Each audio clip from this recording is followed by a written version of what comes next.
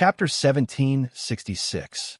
Xiao Chun felt as though he was struck by lightning when he came into contact with a trace of energy. He stood rooted to the ground, and his face turned pale. At the same time, Xiao Chun didn't even need to refine anything. The wisp of white light flowed along Xiao Chen's palm and entered Xiao Chen's body as though it was attracted by something. Luo Li and the others were shocked when they saw the wisp of white light entering Xiao Chen's body. This had never happened when Mu Fan was refining the path of light. The white light would never enter a cultivator's body on its own accord. Instead, it needed to be absorbed by the cultivator before it could be absorbed into the body and refined. "What's going on?" Ningxia stared at Xiao Chun and asked in a deep voice. Hearing this, no one answered him. They just looked at Xiao Chun quietly. Under everyone's gaze, Xiao Chun sat down on a side seat. His eyes were closed, and he seemed to have lost consciousness. However, there was a weak force around Xiao Chun that spread out in all directions. "He's starting to refine." Xiao Chun sat down cross-legged. The sector lords could see that Xiao Chun was refining the wisp of white light. "There's such a thing?" Looking at Xiao Chun, the sector lords were full of doubts. They had personally tried to refine the energy of the will of the heavenly way, but they had never seen such a thing happen. Not only did the wisp of white light enter Xiao Chen's body on its own accord, but Xiao Chen also seemed to be refining the energy of the white light in an unconscious state.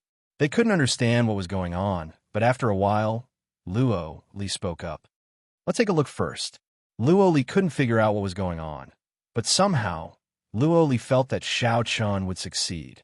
Hearing Luo Li's words, Mu Tai and the others nodded slightly. Then, they did not dare to disturb Xiao Chun. They stood not far away and quietly watched Xiao Chen's transformation. The sector lords thought that Xiao Chun was refining the energy of the will of the heavenly way unconsciously. However, only Xiao Chun knew that it wasn't that he was unconscious, but that his consciousness couldn't control his body at all. At this moment, Xiao Chun knew very well what he was doing. He also knew that he was refining the power of the will of the heavens. However, Xiao Chun was unable to control his own body at all. He could only watch from the sidelines like a bystander. He could clearly feel that in his body, Luan's mysterious power was constantly helping him refine the energy of the will of the heavenly way. At first, the palpitations and feelings of fear quickly disappeared with the help of Luan's mysterious power. At the same time, Xiao Chun didn't feel the slightest discomfort while refining the energy of the will of the heavenly way. His meridians and Immortal's Palace didn't feel any pain either. Not only did Xiao Chun not feel any pain, but he also felt very comfortable. At the same time, as this wisp of energy of the will of the heavenly way was being refined by him, Xiao Chun could clearly feel that his cultivation was increasing rapidly. It was definitely a good thing. The energy of the will of the heavenly way was definitely a good thing for Xiao Chun. No, it should be said that it was definitely a good thing for any warrior. It was far better than any treasure in this world. Of course, in order to enjoy such a resource, one must first be able to withstand the violent energy. Even the realm lords couldn't do this. However, Xiao Chun didn't feel any discomfort at all. Instead, he felt extremely comfortable. He knew that all of this was thanks to Luan. Without the protection of Luan's mysterious power, Xiao Chun definitely wouldn't be able to withstand the violent energy of the will of the heavenly way. But now, with the protection of Luan's mysterious power, the violent energy of the will of the heavenly way was no threat to Xiao Chun at all. He was getting more and more curious about Luan's identity. Even the energy of the will of the heavenly way seemed to be suppressed by Luan. No, not suppressed, but tamed. That's right. In front of Luan's mysterious power, this wisp of white light was like a docile puppy. It didn't dare to be violent at all. Could it be that Luan's identity is above that of the will of the heavenly way? Xiao Chun couldn't help but guess secretly. However, this was just a guess. There was no evidence. Time passed slowly. After 3 days, Xiao Chun still didn't show any signs of abnormality. At the same time, the energy of the wisp of white light was constantly being refined by Xiao Chun. Moreover, Xiao Chun's cultivation had increased a lot compared to 3 days ago. His cultivation was rapidly increasing. Therefore, the world lords not far away were certain that Xiao Chun had been refining that wisp of white light for the past 3 days. To be able to refine the power of the will of the heavenly way so easily, as if there was no pain at all, was something that even Mu Fan couldn't do before, but Xiao Chun had actually done it.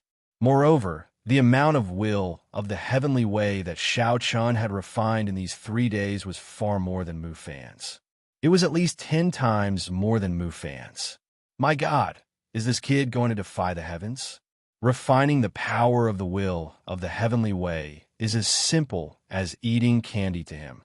Yi Xian said with a face full of surprise as he looked at Xiao Chun. The energy that Xiao Chun displayed made the world lords pleasantly surprised. If Xiao Chun really had the ability to refine the will of the heavenly way, then wouldn't the world lords be able to use this opportunity to explore the supreme realm above the immortal emperor realm? The light of hope became more and more dazzling. At this moment, what Mu Fan? What Hongxiu? They were all thrown to the back of their minds by the world lords. However, no one came to a conclusion so easily. Everything would have to wait until the end, when Xiao Chun had completely refined this wisp of white light. Only then would they be able to come to a conclusion. It was still too early. The world lords had no intention of leaving at all. They all stared at Xiao Chun, as if they were looking at the most precious thing in the world.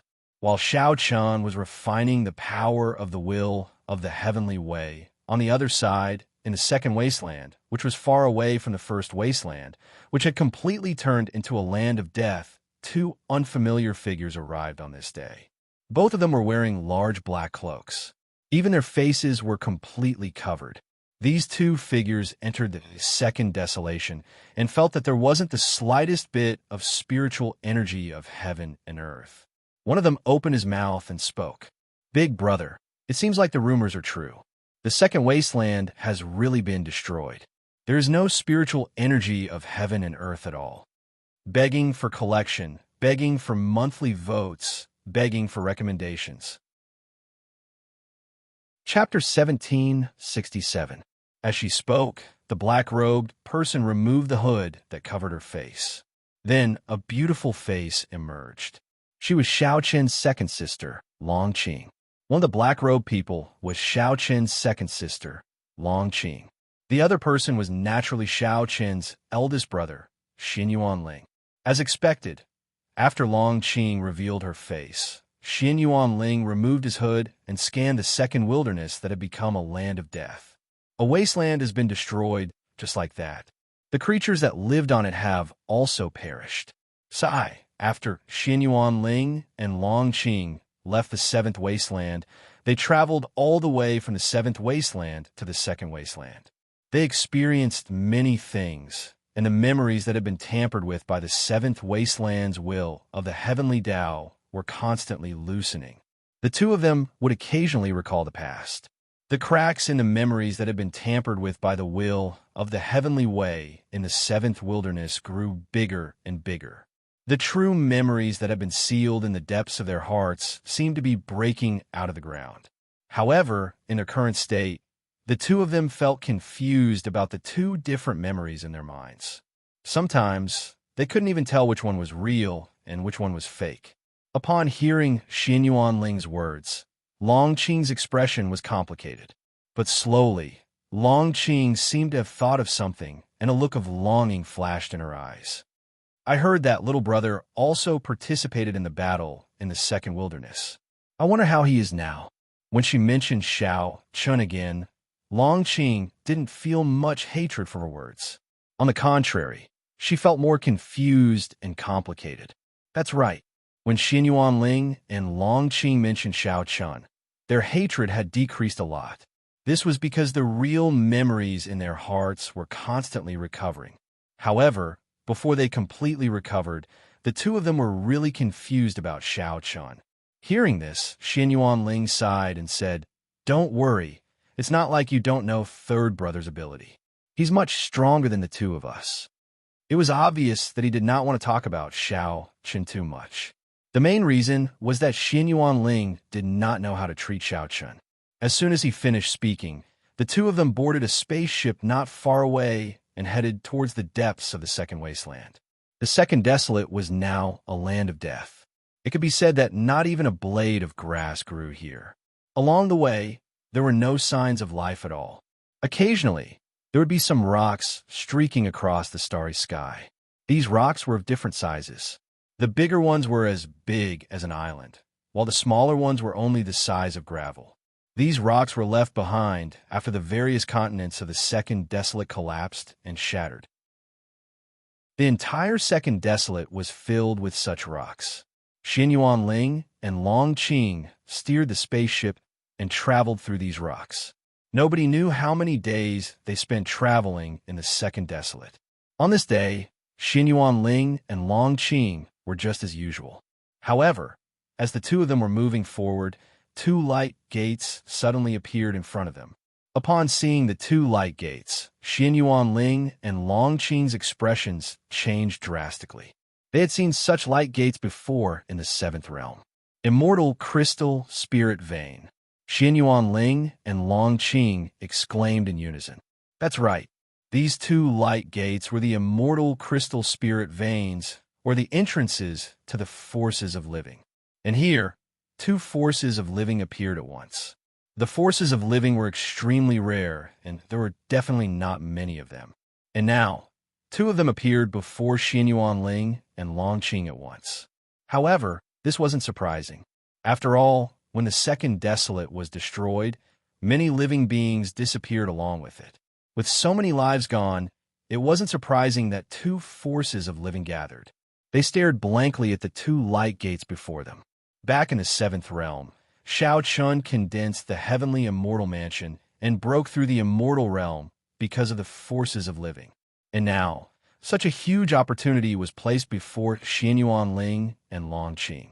After exchanging glances, Xin Yuanling took a deep breath and said, "Second sister, the immortal crystal spirit vein.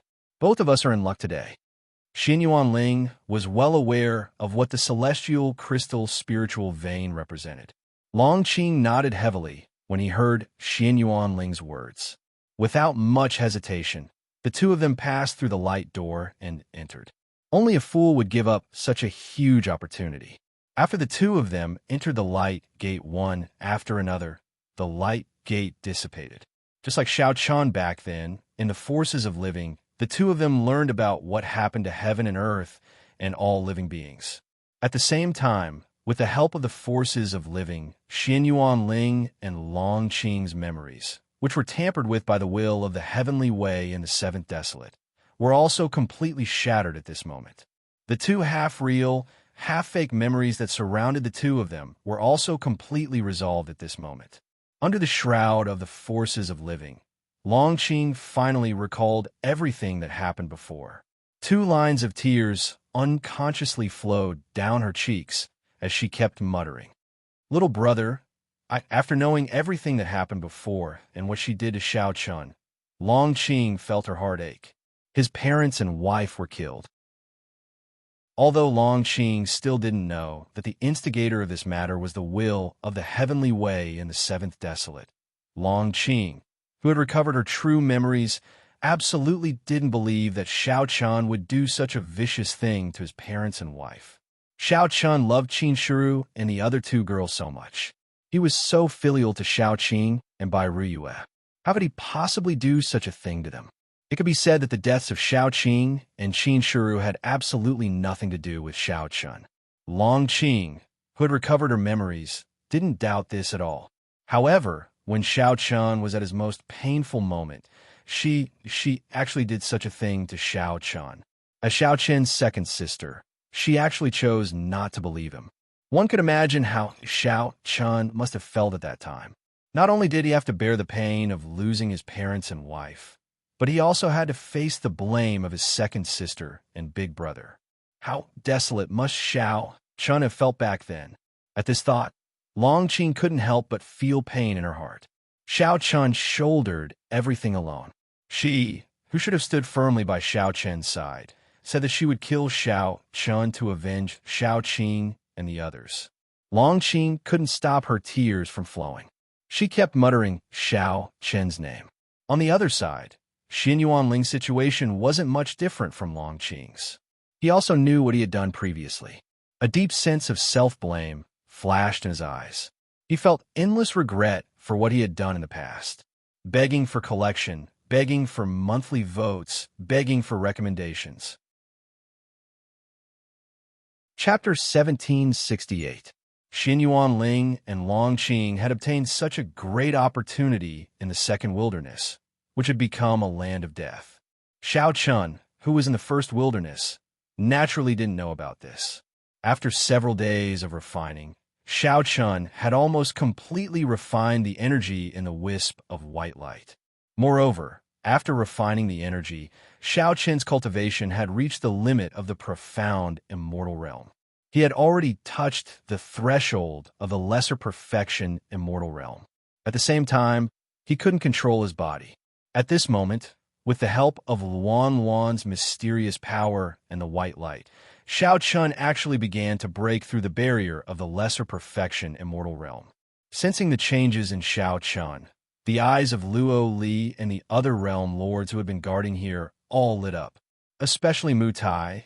He couldn't help but exclaim, "This kid is actually going to break through." After so many days, the realm lords were certain that Xiao Chun was able to refine the will of the heavenly way. Otherwise, how could Xiao Chen's cultivation improve so quickly? Moreover, everyone saw the wisp of white light entering Xiao Chen's body clearly.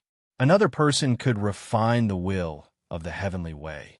At this moment, all the realm lords were extremely excited. However, compared to the others, Hong Lian was also grateful to Xiao Chun. This was because if it wasn't for Xiao Chun, Hong Xiu's fate could be imagined. Now that Xiao Chun had also displayed the ability to refine the will of the heavenly way, according to the previous agreement, Mu Fan couldn't harass Hong Xiu from now on. Seeing that her daughter didn't have to die, Hong Lian, as a mother, was naturally overjoyed. And all of this was thanks to Xiao Chun. He kept trying to break through to the lesser perfection of the immortal realm. Another 2 days passed. On this day, the aura around Xiao Chun began to surge violently. Sensing this, all the realm lords also understood that this was a sign that he was about to break through. He's about to break through. The sixth realm master, Zhuo Ting, looked at Xiao Chun and said excitedly. Xiao Chen's cultivation had broken through to the small completion of the celestial realm from the great completion of the celestial realm just by refining a sliver of the white light. This undoubtedly showed how powerful the will of the heavenly path was. The will of the heavenly path was born from heaven and earth, and the power of the will of the heavenly path was the purest in this world. As soon as Wei Ting finished speaking, a strand of energy surged out, and Xiao Chen's cultivation had successfully broken through from the perfection of the immortal realm to the perfection of the immortal realm. However, Xiao Chun didn't feel too excited about the breakthrough. It couldn't be helped because from the beginning, Xiao Chun wasn't willing to refine the white light. It could be said that he was completely passive. While Xiao Chun was still conscious and aware of everything that had happened during this period, he was unable to control anything. It was all because of the mysterious power of the Luan that was helping him to refine the white light. Xiao Chun himself, on the other hand, was watching from the sidelines like a spectator. It was precisely because this breakthrough didn't have much to do with him that Xiao Chun didn't feel anything special after the breakthrough. But he had to admit that this breakthrough was the easiest one for Xiao Chun since he started cultivating. He didn't need to do anything at all, and his cultivation had broken through directly. Xiao Chen's breakthrough made the realm lords overjoyed, especially Luo Li and Hong Lian, who couldn't help but heave a sigh of relief. While Xiao Chun was successfully breaking through in the first realm, in Mu Fan's cave abode, several young geniuses from the first realm were sitting respectfully below Mu Fan. Mu Fan, who was sitting on the main seat, didn't seem to be happy or sad. However, his face, which already gave off a gloomy feeling, became even gloomier. Is there still no news from Xiao Chen's side? Mu Fan glanced at everyone and said plainly. So many days had passed, but there was still no news from Xiao Chun. Moreover, ever since they followed Xiao Chun into the underground palace where the will of the heavenly way was sealed, the realm lords still hadn't left. Mu Fan had a bad feeling about this. As Mu Fan, he naturally didn't want Xiao Chun to succeed. After all, once Xiao Chun succeeded, the realm lord's attitudes would definitely change. By then, Mu Fan wouldn't be able to attack Hong Xiu anymore. Moreover, he wouldn't be able to enjoy the same treatment as before in Hachiburu's Senkai. After all, there were two people who could devour and refine the will of the heavenly way. In this way, Mu Fan would no longer be irreplaceable. By then, even if they lost him, the realm lords could still choose Xiao Chun. Hearing Mu Fan's words, the First Realm's geniuses looked at each other. Finally, one of them stood up and said respectfully to Mu Fan, "Senior, not yet. Ever since Xiao Chun entered the underground palace, there hasn't been any news. The realm lords don't seem to have left either." There was no news at all. Hearing this, Mu Fan's face darkened again. Just as he was about to say something, he suddenly saw a weak fluctuation of cultivation coming from underground. This was obviously the aura of someone who had broken through. It was a breakthrough in the immortal state. However, compared to the ordinary immortal state masters, this person's strength was obviously much stronger. He didn't know who had broken through, but the first thing that came to Mu Fan's mind was Xiao Chun. Could it be that Xiao Chun had broken through? At this thought, Mu Fan's eyes became even colder. Now, Xiao Chun was trying to refine the power of the will of the heavenly way. If Xiao Chun had really broken through, didn't that mean that Xiao Chun also had the ability to refine the will of the heavenly way? His eyes were cold as he thought to himself, "Xiao Chun, you're courting death."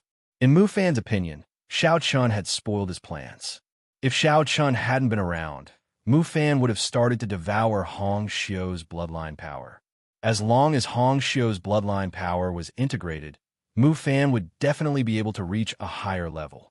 At that time, Mu Fan would undoubtedly be the first heir of the Hachiburu's Senkai. However, because of Xiao Chen's appearance, all of this seemed to be going up in smoke.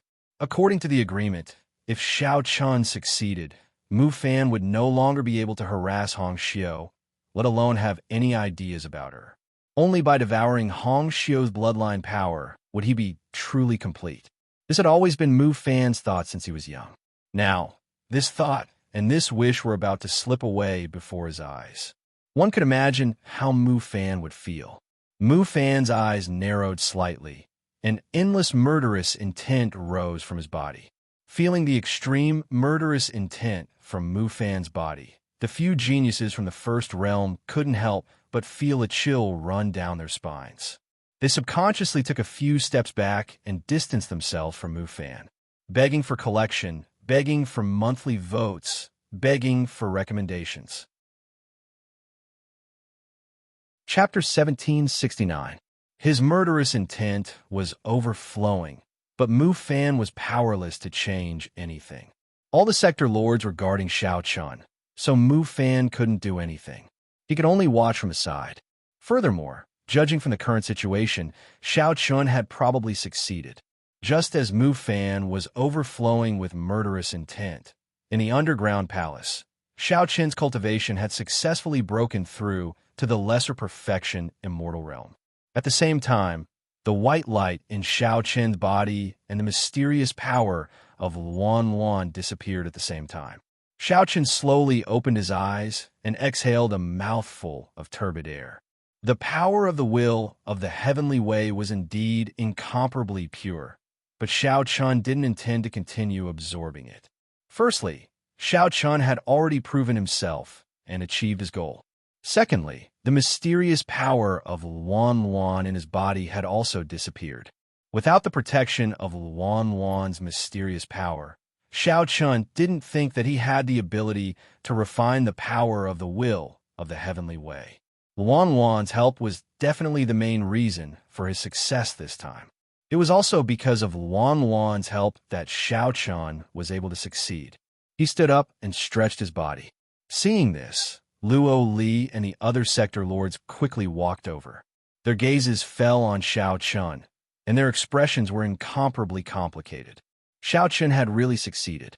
Furthermore, in terms of the speed and quantity of refining the will of the heavenly way, Xiao Chun was obviously far superior to Mu Fan. Seeing such a result, everyone was gratified and excited. Now that there were two people from Hachibura Sunkai who could refine the will of the heavenly way, didn't that mean that their vows and guesses were very likely to be realized? Facing everyone's gazes, Xiao Chen's expression didn't change. He cupped his hands and bowed to the sector lords. Then, Luo Li smiled and spoke first. This is Hachibura Senkai's fortune. After hearing Luo Li's words, everyone nodded in agreement. Indeed, Xiao Chun was able to refine the will of the heavenly way, and in terms of speed and quantity, he was far superior to Mu Fan. This was indeed Hachibura Senkai's fortune. After praising Xiao Chun with satisfaction, Xiao Chun spoke. Sector lords, since I've succeeded, then what about the previous matter, the previous agreement? After hearing Xiao Chen's words, everyone shifted their gaze to Mu Tai. In response, Mu Tai nodded without much hesitation. Don't worry. Since you've succeeded, we won't go back on our words. You can head to the first realm to pick up Hongxiu at any time. Besides, from now on, we won't make things difficult for her anymore. As a sector lord and an existence in the immortal emperor realm, Mu Tai naturally wouldn't go back on his word. Since he had promised Xiao Chun, he definitely had to fulfill his promise. With Mu Tai's approval, Xiao Chun bowed once again and thanked him. Then, accompanied by the sector lords, Xiao Chun left the underground palace and rushed to the first realm immediately. At this moment, only the sector lords knew that Xiao Chun had successfully refined the will of the heavenly way. In the 7th and 8th realms, Wine Daoist, Yi Xiao, and some others who were close to Xiao Chun had been on tenterhooks. In Li Qiu's cave dwelling in the 7th realm, Wine Daoist and Li Qiu were drinking wine and chatting casually. But from beginning to end, Wine Daoist was absent-minded. Knowing that Wine Daoist was worried about Xiao Chun, Li Qiu couldn't do anything about it and could only console him. Old drunkard, Xiao Chun isn't a reckless person. Since he dared to make this decision, he must have something to rely on. Of course, I know that. But refining the will of the heavenly way is easier said than done, Wine Daoist replied softly. Refining the will of the heavenly way was indeed not an easy task. Otherwise, Mu Fan wouldn't have been the only one who had succeeded after so many years. Moreover, Xiao Chun had put his life on the line this time. How could Wine Daoist not be worried? It had been almost 10 days since Xiao Chun entered the underground palace, and there had been no news. Wine Daoist was still uncertain. Seeing that Wine Daoist was still worried, Li Qiu could only sigh helplessly and didn't say anything else. This matter was beyond Li Qiu and Wine Daoist's abilities. The final outcome would depend on Xiao Chun. Even if the two of them wanted to help, they had no way of doing so. The two of them were still worried about Xiao Chun. However, at this moment, Xiao Chun had already arrived at the first realm with the company of the various realm lords. Xiao Chun arrived outside Mu Fan's cave. Under the company of Mu Tai and the other realm lords, Xiao Chun directly entered Mu Fan's cave. Then, he saw Hongxiu in a courtyard. As usual, Hongxiu was sitting alone in the courtyard in a daze. She was only worried about Xiao Chun. As for her own outcome, Hongxiu didn't care anymore. Her heart was dead. However, at this moment, the courtyard door was pushed open and Xiao Chun strode in. When she first saw Xiao Chun, Hongxiu was still in a daze. Her beautiful eyes stared blankly at Xiao Chun, as if she couldn't believe that Xiao Chun would appear here. She was in a daze, and her eyes unknowingly turned red. Upon seeing this, Xiao Chun revealed a faint smile and said, "Why, don't you want to go back?" Only after hearing Xiao Chun's joke did Hongxiu come back to her senses. Without any hesitation, she rushed into Xiao Chun's arms. She could no longer hold back her tears as she spoke with a tear-stained face. You succeeded?" Hongxiu knew that in order to save her, Xiao Chun willingly tried to refine the will of the heavenly way. Now that Xiao Chun appeared before her, Hongxiu couldn't help but make this guess. Upon hearing her words, Xiao Chun patted her back gently and said gently, "If I didn't succeed, you would still be able to see me. Silly girl, stop crying. Let's go back." Xiao Chun really doted on Hongxiu. Under Xiao Chen's comforting words, Hongxiu's tears turned into smiles. Since Xiao Chun succeeded in the end, she didn't have to worry about Mu Fan anymore. After all, the attitude of the Realm Lords had probably changed. There were still traces of tears in the corners of her eyes, but when she looked at Xiao Chun, she smiled coquettishly and said, "You're so annoying. You made me worry for so long. I don't care. This time, when we go back, we have to throw a banquet." Looking at Hongxiu's beautiful face, Xiao Chun smiled and nodded. "Okay, we'll do as you say." Previously, Xiao Chun didn't know how to treat Hongxiu, but after this incident, he realized that he really couldn't ignore Hongxiu's existence. Just like when he heard that Hongxiu was in trouble, Xiao Chen's first reaction was to rush back to the immortal world without stopping. Unknowingly, this little girl had actually walked into his heart. During his most difficult times, this little girl had always been by his side and made his originally ice-cold heart feel a trace of warmth. Looking for collection, looking for monthly votes, looking for recommendations. Chapter 1770. Because of the incident with Qin Shiru and the other two girls, Xiao Chen still didn't know if he should accept Hongxiu. There was still a knot in his heart. However, after this incident, Xiao Chen no longer denied that Hongxiu had already entered his heart. As for what would happen in the future, Xiao Chen didn't intend to think too much about it. Let nature take its course. He patted Hongxiu's head lightly. Xiao Chen had never done such an intimate action before. Hongxiu instantly blushed and rolled her eyes shyly at Xiao Chen. However, she was extremely happy in her heart. She felt that she had profited from a disaster. Because of her encounter this time, Xiao Chen's attitude towards her had changed. Hongxiu was absolutely happy to see this change. After comforting Hongxiu softly, the two of them prepared to leave. This time, no one dared to stop Xiao Chun and Hongxiu. After all, Xiao Chun came to pick Hongxiu up. This was something that all the Realm Lords had agreed to. Even if Mu Fan didn't agree, it would be useless. They left Mu Fan's cave without any obstructions. All the Realm Lords had already left, including Hong Lian. They probably went to discuss some matters. After all, Xiao Chun had displayed the ability to refine the will of the heavenly way. Some of the previous plans had to be adjusted. Of course, the Realm Lords didn't know that the reason why Xiao Chun was able to refine the will of the heavenly way wasn't because of himself. It was because of Luan Luan. However, Xiao Chun didn't intend to tell the Realm Lords this secret. After all, Xiao Chun was worried that if they knew the truth, the Realm Lords might use Luan Luan as an experiment. Therefore, it was better to keep this secret for the time being. As soon as they left Mu Fan's cave dwelling, Mu Fan was already waiting for them outside. When Hongxiu saw Mu Fan, fear instinctively flashed in her eyes. However, Mu Fan approached Hongxiu with an ice-cold expression and said coldly, "What are you waiting for? Do you think this is the end? Hongxiu, I've said that you can't run away. You can't run away from me in this lifetime. You are mine. Nothing can change that." Mu Fan still didn't give up. When Hongxiu heard his words, she bit her lips tightly and didn't say anything. However, at this moment, a pair of strong hands grabbed Hongxiu's arm. Xiao Chun pulled Hongxiu behind him and faced Mu Fan. "Move." Now that Mu Fan no longer had anyone to rely on, and the Realm Lords no longer supported him unconditionally, Hongxiu finally felt safe with Xiao Chun protecting her.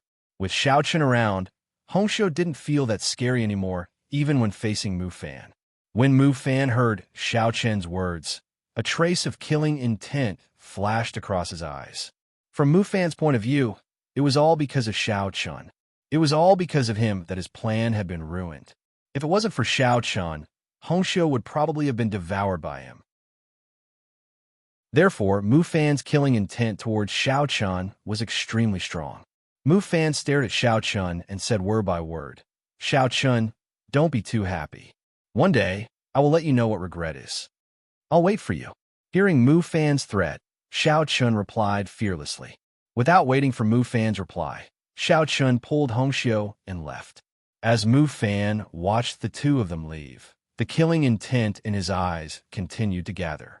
The strong killing intent seemed to turn into two sharp knives that would stab Xiao Chun to death. However, a gaze couldn't kill after all. Even though Mu Fan's killing intent was very strong, he had no choice but to watch Xiao Chun leave with Hongxiu. He brought Hongxiu all the way back to the 7th realm. After leaving the 1st realm, Hongxiu heaved a sigh of relief. Then, Hongxiu saw Luan in the cave. The little girl had missed Hongxiu a lot. After seeing Hongxiu, Luan immediately rushed into Hongxiu's arms and said sweetly, "Aunt Hong, Luan misses you. Why didn't you come to see Luan?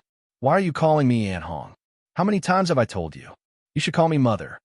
Hearing Luan's words, Hongxiu deliberately said with a straight face.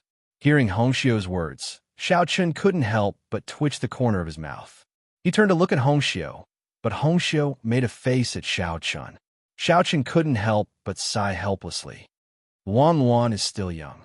Don't teach her nonsense. How is this nonsense? I am Luan's mother. Is there a problem? Hongxiu retorted. In the face of Hongxiu's fallacious reasoning, Xiao Chun couldn't be bothered to argue with her. He turned around and walked away. Hongxiu didn't mind. After this incident, Hongxiu was even more determined to be with Xiao Chun. No matter what happened, Hongxiu swore to herself that she would stick to Xiao Chun for the rest of her life. Even if the world fell apart, she wouldn't leave Xiao Chun. Hongxiu found it funny when she thought about how she had deliberately left Xiao Chun because she was afraid that Xiao Chun would be hurt by Mu Fan. Xiao Chun was the man she liked.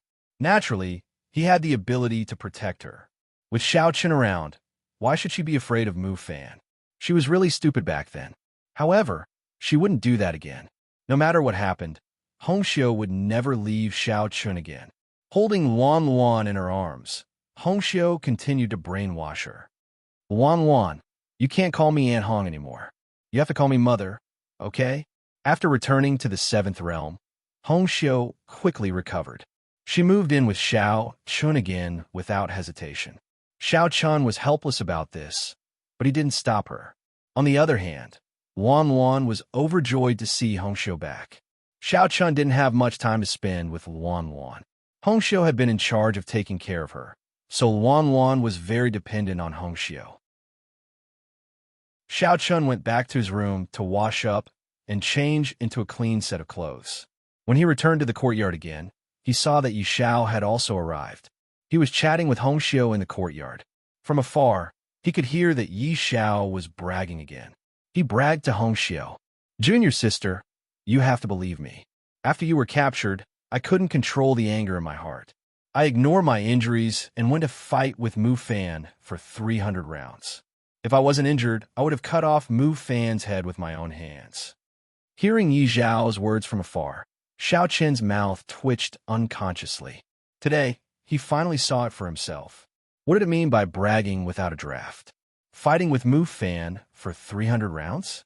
If Xiao Chun remembered correctly, Mu Fan probably couldn't even mobilize his spiritual power a few days ago.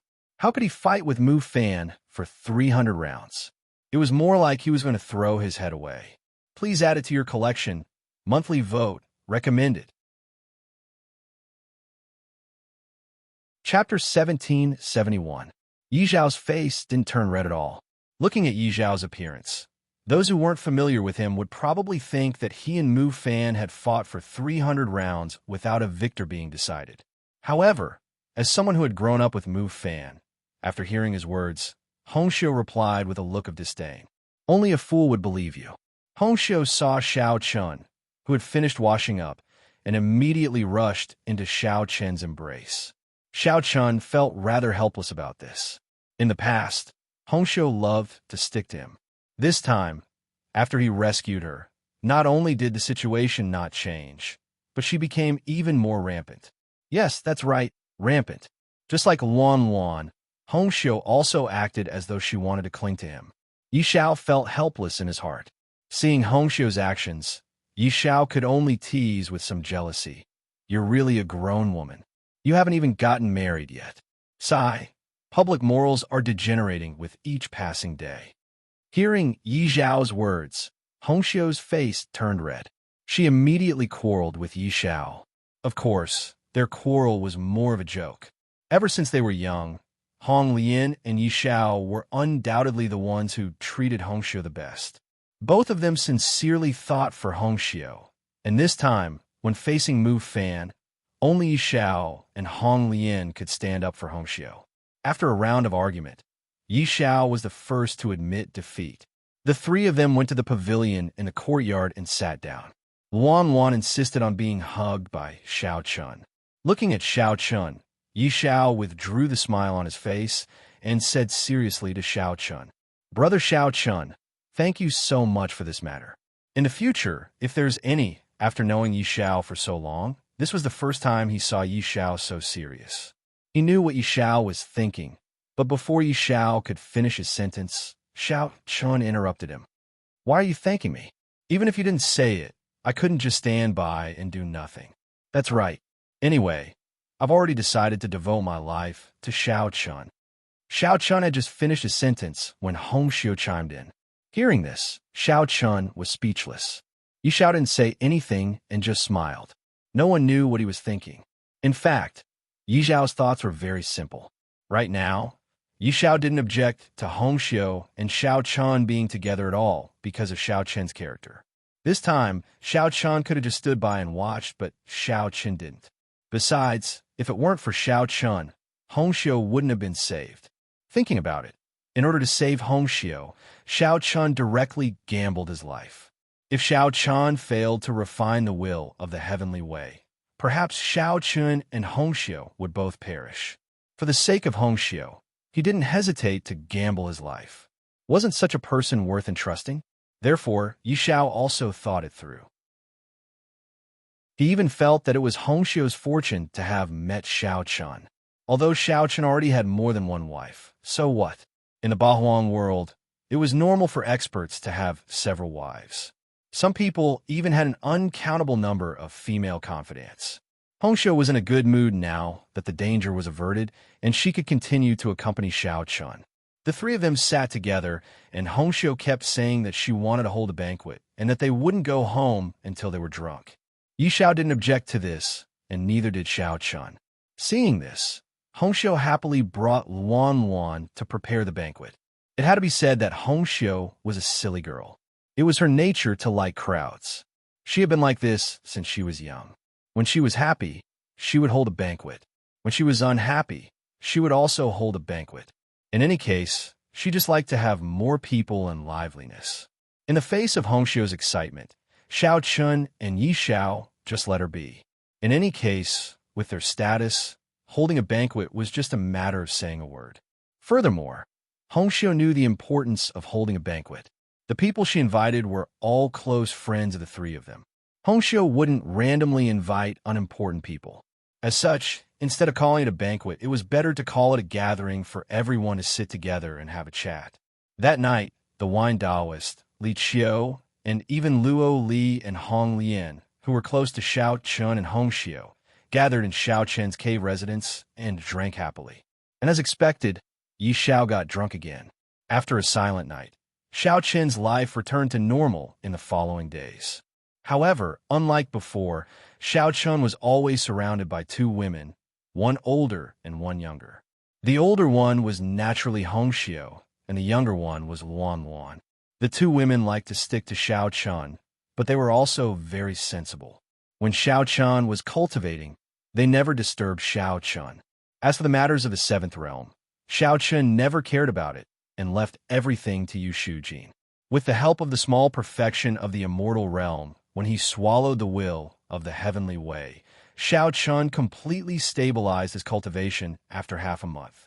Moreover, Xiao Chun had also cultivated the netherworld sword technique and the heavenly star step to the perfection of a mortal realm. He had also cultivated the netherworld sword technique and the heavenly star step for a long time. Now that he had finally reached the perfection of a mortal realm, their power naturally increased a lot. Xiao Chun didn't hear about the outside world and cultivated diligently every day. In his free time, he accompanied Luan Luan and Hong Xiao. His life was very comfortable. Moreover, Qin Shu and the others' conditions were getting better and better under Hong Xiao's care. It could be said that Xiao Qin's life was quite satisfactory. The only knot in his heart was Qin Shu and the others, but this matter couldn't be rushed. However, while Xiao Chun was cultivating alone, on this day, in a city called Seven-Star City on the Immortal Realm continent, several geniuses of the Seventh Realm were surrounded by hundreds of people led by 2 young geniuses of the First Realm. The people of the Hachiburas Sunkai realms were rarely anxious. Moreover, the people of each realm would only listen to the orders of the Realm Master or the heir of each realm. They were more respectful to the Realm Masters of other realms, but they wouldn't listen to their orders. At this time, the geniuses of the 2 realms met in Seven-Star City. The 2 geniuses of the First Realm took the lead and directly surrounded the geniuses of the Seventh Realm. In response, the leading genius of the Seventh Realm said with a gloomy face, "Tian Hong, what do you mean?" Obviously, they knew each other. Hearing this, the genius of the First Realm, called Tian Hong, sneered and said, "What do I mean? Wang Qi, what do you think I mean?" A trace of mockery flashed in his eyes. Before Wang Qi could reply, Tian Hong snorted and said, "Beat them up. Just leave them with one breath." Hearing this, the hundreds of people beside him immediately chose to attack. They all attacked Wang Qi and the other geniuses of the Seventh Realm. Please collect, vote, recommend. Chapter 1772. More than 100 people attacked at the same time, including 2 geniuses from the First Realm. The result was obvious. Wang Qi and the other geniuses from the Seventh Realm were all beaten up. Wang Qi's right arm was even cut off by Tian Hong's sword. The reason why Tian Hong and the others were looking for trouble with Wang Qi and the other geniuses was because of Mu Fan's order. He hated Xiao Chun, but he couldn't do anything to Xiao Chun. Therefore, Mu Fan could only vent his anger on the geniuses from the Seventh Realm. "Aren't you geniuses from the Seventh Realm? Isn't Xiao Chun your heir of Kunlun's field?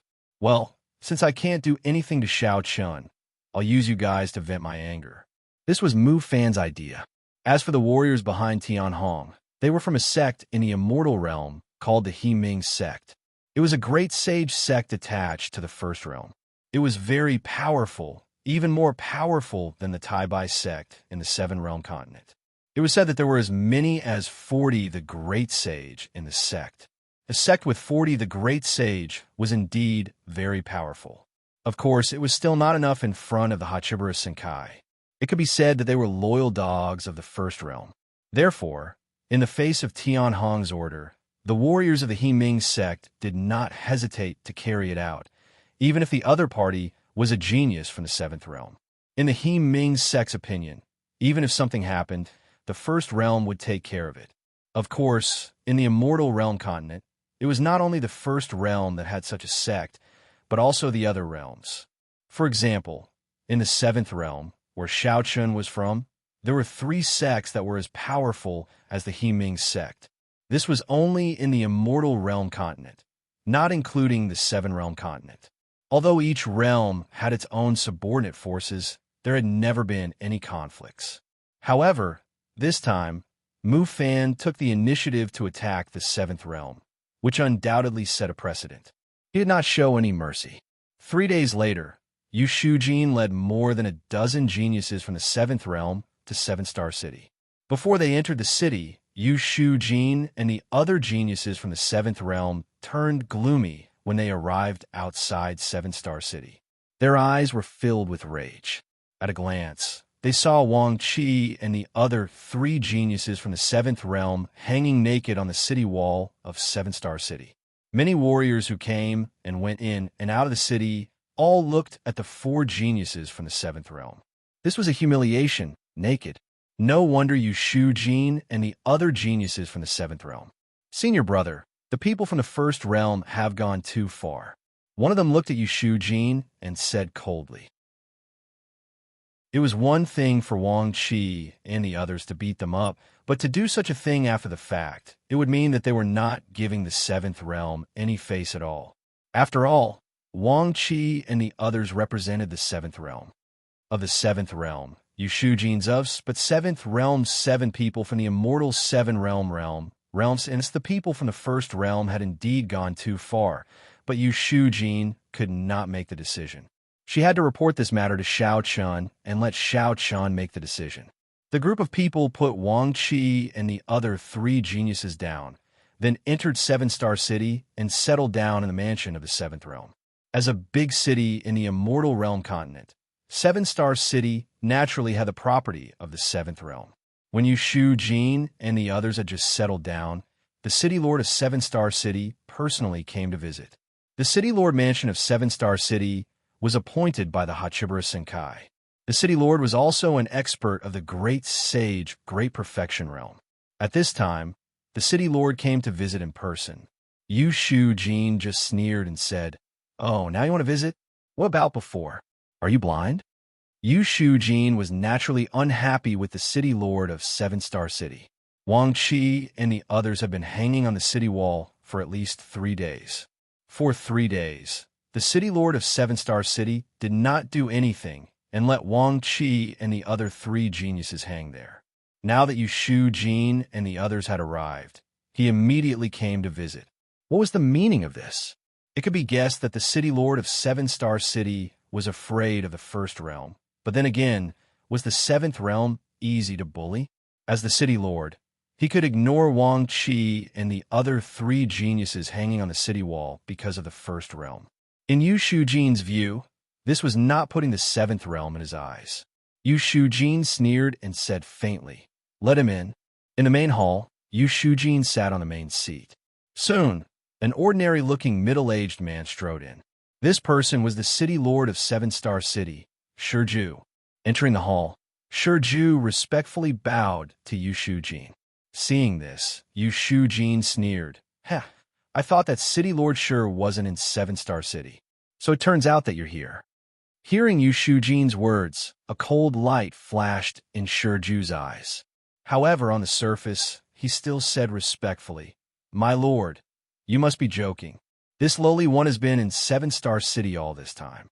I dare not leave my post without permission." "Oh, so City Lord Shi knows about Wang Qi and the other 3 geniuses? Since you know, why did you let Wang Qi and the other 3 geniuses hang on the city wall?" Yushu Jin said. Facing Yushu Jin's question, Shiju had already thought of an excuse. His expression did not change as he said, "My lord, this lowly one was indeed in a difficult position. The one who injured Lord Wang Qi and the others was Lord Tianhong from the first realm. This lowly one did not dare to offend him." Shiju did not dare to offend him? Actually, this was just a formality. When Tianhong hung Wang Qi and the others up on the city walls, he had already informed Shiju not to interfere in this matter and not to make the decision to release Wang Qi and the others on his own accord. As for the seventh realm, if anything happened, only the first realm would take care of it. It had nothing to do with Shiju. It could be said that Shiju did not care about Wang Qi and the others because he had already sided with the first realm. Perhaps in his opinion, the first realm was more terrifying. If he sided with the first realm, he would naturally offend the seventh realm. This was without a doubt. Shiju had already thought about this, which was why he said this. Hearing Shiju's explanation, Yushu Jin couldn't help but feel a trace of anger in his heart. He said coldly, "Good. What a good don't dare to offend. In that case, you dare to offend my seventh realm? My lord, you misunderstand. This lowly one absolutely did not mean that. However, as the saying goes, when 2 sides are mutually harmful, one chooses the lesser. This lowly one has no choice." Since things had developed to this point, Shiju could only stand firmly on the first realm's side. Therefore, at this moment, Shiju straightened his body and looked straight into Yushu Jin's eyes, begging for collection, begging for monthly votes, begging for recommendations. Chapter 1773. Shiju had no other choice. Given the current situation, he could only choose to go all the way. Since he had already chosen to stand on the side of the first realm, this was the only way. Perhaps because he had already weighed the pros and cons in his heart, Shiju was no longer as respectful as before when facing Yushujin. On the contrary, he seemed to be full of confidence. The first realm and the seventh realm's strength were similar, so it was hard to say who was stronger. However, the real reason why Shiju chose to side with the first realm was because of Mufan. First of all, Mufan had been cultivating in the first realm all year round. Compared to the heirs of the other realms, Shiju obviously had a deeper understanding of Mufan. It was also because of this understanding that Shiju knew that Mufan was a madman who would do anything to achieve his goals. Compared to the other heirs, Shiju's fear of Mufan was much stronger. Therefore, Shiju chose to side with the first realm. Perhaps in his opinion, although the seventh realm's strength was not weaker than the first realm's, based purely on the heirs of the two realms, it was obvious that Mufan was more dangerous. However, was this really the case? If Mufan was a madman, then what about Xiao Chun? Perhaps he was not much better than Mufan. In Shiju's opinion, if he offended the seventh realm, he would at most be punished. However, if he offended the first realm, based on Mufan's character, he would not be far from death. After all, Mufan did not care about any rules. Mufan was the key reason why Shiju chose to side with him. Unfortunately, Shiju's decision was too hasty. This was because he only knew Mufan and did not know Xiao Chun. He only thought that Xiao Chun should be the same as the heirs of the other realms, someone who cared about the rules. Looking at the confident Shiju, Yushujin guessed some of his thoughts. However, she still said calmly, "Then there is no need to say anything else. If that's the case, then there's no need to say more. I'll tell you the truth. Let's wait until the heirs of the seventh realm come." As she spoke, Yushujin waved her hand, indicating that Shiju could leave. Seeing this, Shiju did not stay for long. She gave a perfunctory bow and left the hall. Looking at Shiju's departing figure, Yushujin, who was sitting on the main seat, revealed a strange smile and said, "Offending Mufan is probably better than offending Senior Xiao Chun. Shiju, you've really drawn the worst lot. Others might not understand Xiao Chun, but Yushujin did. In Yushujin's opinion, she would rather offend Mufan than offend Xiao Chun. If Mufan was a sinister villain who would do anything to achieve his goals, then Xiao Chun was definitely a lawless madman. If you offended Mufan, on the surface, he might consider some Hachibara Sunkai rules and only dare to plot against you behind your back. However, if you offended Xiao Chun, then it would be hard to say. Xiao Chun absolutely did not care about any rules. Even if you angered Xiao Chun in front of all the realm lords, he would still dare to slash you alive. Helplessly laughing bitterly, Yushujin seemed to have guessed Xiao Chun's decision after learning about this matter. However, even if she knew, Yushujin had no way to stop it. She also had no way to influence Xiao Chun. Taking out the sound transmission charm, she could only tell Xiao Chun truthfully what had happened in Seven Star City. In the seventh realm, Xiao Chun received Yushujin's message on the same day. It was already late at night. Sitting in the courtyard, Xiao Chun's eyes flashed with a cold glint. Sensing the change in Xiao Chun, Hong Xiu asked curiously, "What's wrong?" Facing Hong Xiu's question, Xiao Chun had no intention to hide the truth. After hearing about the incident in Seven Star City, Hong Xiu's expression turned cold. Then, she said with some self-blame, "I'm sorry. It's all because of me." The incident in Seven Star City was obviously revenge. As for the reason, it was definitely related to Hong Xiu. She felt that she had dragged Xiao Chun down and caused Wang Qi and the other three to suffer an undeserved calamity. Looking at Hong Xiu, who was blaming herself, Xiao Chun shook his head and said with a smile, "It's not your fault. Even without you, Mufan and I can't coexist peacefully. But since he wants to play, I'll play with him." After saying that, Xiao Chun immediately exchanged for a young genius from the seventh realm and ordered him to prepare for the trip to Seven Star City.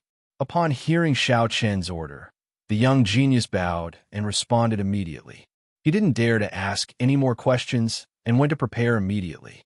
2 hours later, Xiao Chun, Hong Xiu, Wan Wan, and even Wine Taoist appeared in the main square. This time, Xiao Chun had brought along 100 geniuses from the 7th realm to 7-star city. Apart from that, there were also 5 immortal stage experts from the 7th realm and Wine Taoist, who was an almighty immortal venerable. Of course, Wine Taoist was the one who wanted to go. It wasn't Xiao Chen's request. Wine Taoist had been cooped up in the 7th realm for such a long time. Since he wanted to go out, Xiao Chun didn't refuse. As for Hong Xiu and Wan Wan, the 2 women had been pestering Xiao Chun. In the end, Xiao Chun had no choice but to agree. Until now, they still didn't know what had happened in 7-star city. After Xiao Chun arrived, Xiao Chun looked at the group of geniuses from the 7th realm in front of him and said softly, 3 days ago, Wang Qi and the other 3 went to 7-star city, but they encountered Tian Hong from the 1st realm and the people of Himing's sect. The 4 of them were seriously injured. Wang Qi's right arm was cut off. Moreover, Tian Hong and the people of Himing's sect hung the 4 of them on the city wall of 7-star city for 3 days. What do you think we should do about this? After briefly explaining the matter to everyone, the geniuses from the 7th realm were enraged. Each of them was at the prime of their youth. Moreover, they were all geniuses of the 7th realm. Each of them was more arrogant than the other. Now that they heard that their companions were humiliated in such a way, they couldn't bear it anymore and immediately shouted in a deep voice, "Kill!" There was nothing much to say. Just kill. Killing intent flashed in Xiao Chen's eyes when he heard their words. He nodded slowly and said, "Let's go." As Xiao Chen's voice faded, everyone quickly boarded the starship and soared into the sky, disappearing into the night sky in an instant. Xiao Chun led his people and left. Just as Yu Shu Jin had expected, given Xiao Chen's character, it was absolutely impossible for him to endure such a thing. Killing to stop killing was Xiao Chen's style. It was imaginable that in the next few days, there would be a great earthquake in 7-star city. The Himing sect wouldn't have a good ending either. Perhaps Xiao Chen wouldn't even let Tian Hong and the other 2 geniuses from the 1st realm go. While Xiao Chun led his people to 7-star city, in the main palace of the 7th realm, Luo Li, Li Qiu, and another immortal emperor were looking at the sky. Li Qiu said helplessly, "Realm Lord, are we really not going to do anything? Please add, recommend, and vote." Chapter 1774. Li Qiu and the other 2 naturally knew what Xiao Chen was going to do. The incident in 7-star city couldn't be hidden from their eyes. Upon hearing Li Qiu's words, Luo Li, who was sitting on the main seat, said with a smile, "How? That old thing Mu Tai hasn't shown up yet. How can I show up? Since it's a matter of the younger generation, let them solve it themselves." The actions of the 1st realm had nothing to do with Mu Tai. It was entirely Mu Fan's idea. Since Mu Tai didn't show up, Luo Li naturally wouldn't show up. Upon hearing Luo Li's words, Li Qiu shook his head helplessly and smiled bitterly. "I guess the Himing sect won't survive." "Humph, so be it. It's not a subordinate force of the 7th world. I agree with Xiao Chen's decision. One can't be too weak. Otherwise, wouldn't everyone bully him?"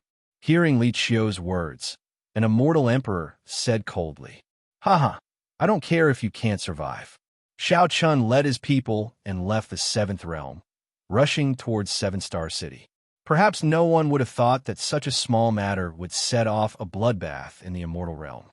Perhaps even Mu Fan didn't expect such an outcome. After all, Mu Fan didn't know much about Xiao Chun. It was even more impossible for him to know how crazy Xiao Chun could be once he went crazy. The starship traveled through the night sky unhurriedly. Anyway, 7-star city wasn't far from the 7th realm. Moreover, Xiao Chun wasn't afraid that Ju would run away. A monk can run away, but the temple can't. After a night of traveling, Xiao Chen's starship slowly arrived in the sky above 7-star city in the early morning. Naturally, flying was not allowed in the sky above 7-star city, let alone a starship. However, Xiao Chun didn't dare to do so. The starship stopped directly above 7-star city. Seeing the sudden appearance of a starship, the cultivators in Seven-Star City began to whisper to each other. A few days ago, Wang Qi and the others were hung on the city wall. Naturally, many people saw them and knew their identities. Now that the Seventh Realm starship had arrived, many cultivators guessed Xiao Chen's intention. Someone from the Seventh Realm has come. It must be because of what happened a few days ago. That's for sure. Being tied to the city wall and humiliated like that, it would be strange if the Seventh Realm didn't care. I just don't know which lore is coming this time. However, that expert of the older generation shouldn't be coming personally. That's impossible. I heard that the heirs of the First World and the Seventh World have a conflict. That's why they're here. I think the heir of the Seventh World will come in person. The heir is coming in person? You must be kidding. How could the heir come in person for such a small matter? I think it's the young geniuses from the Seventh Realm. Everyone was discussing.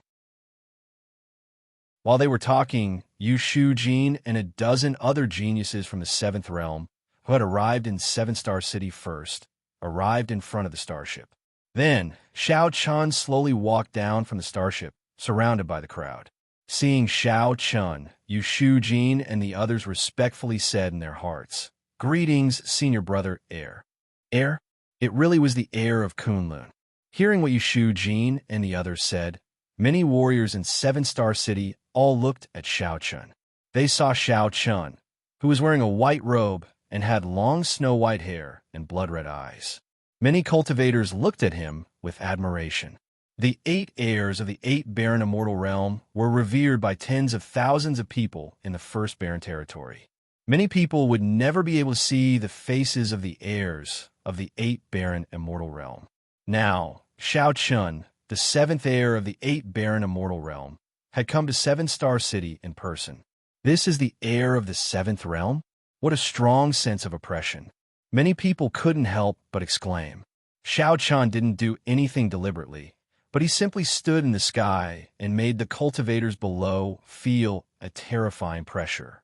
It was a pressure that came from the depths of their hearts. Everyone craned their necks to look at Xiao Chun, wanting to see the face of the heir of the 7th realm with their own eyes. Xiao Chun ignored their actions. At the same time, Shiju and more than a dozen cultivators of the City Lord's mansion, who were also supreme saints, rose into the air and came before Xiao Chun. They bowed respectfully to Xiao Chun and said, "I am Shiju, the City Lord of Seven-Star City. Greetings, Your Highness." Previously, Shiju had been very confident when facing Yu Shujin because he had the support of the First Realm. At that time, he also thought that even if Xiao Chun came in person, he wouldn't be too afraid. But now, when Xiao Chun really came and stood before him, Shiju panicked. Just facing Xiao Chun made Shiju's forehead break out in a cold sweat. He couldn't help but sigh inwardly. Is this the aura of an heir of the First Realm? Shiju was the City Lord of Seven-Star City, but he had never been in close contact with the heirs of the Hachibara Senkai.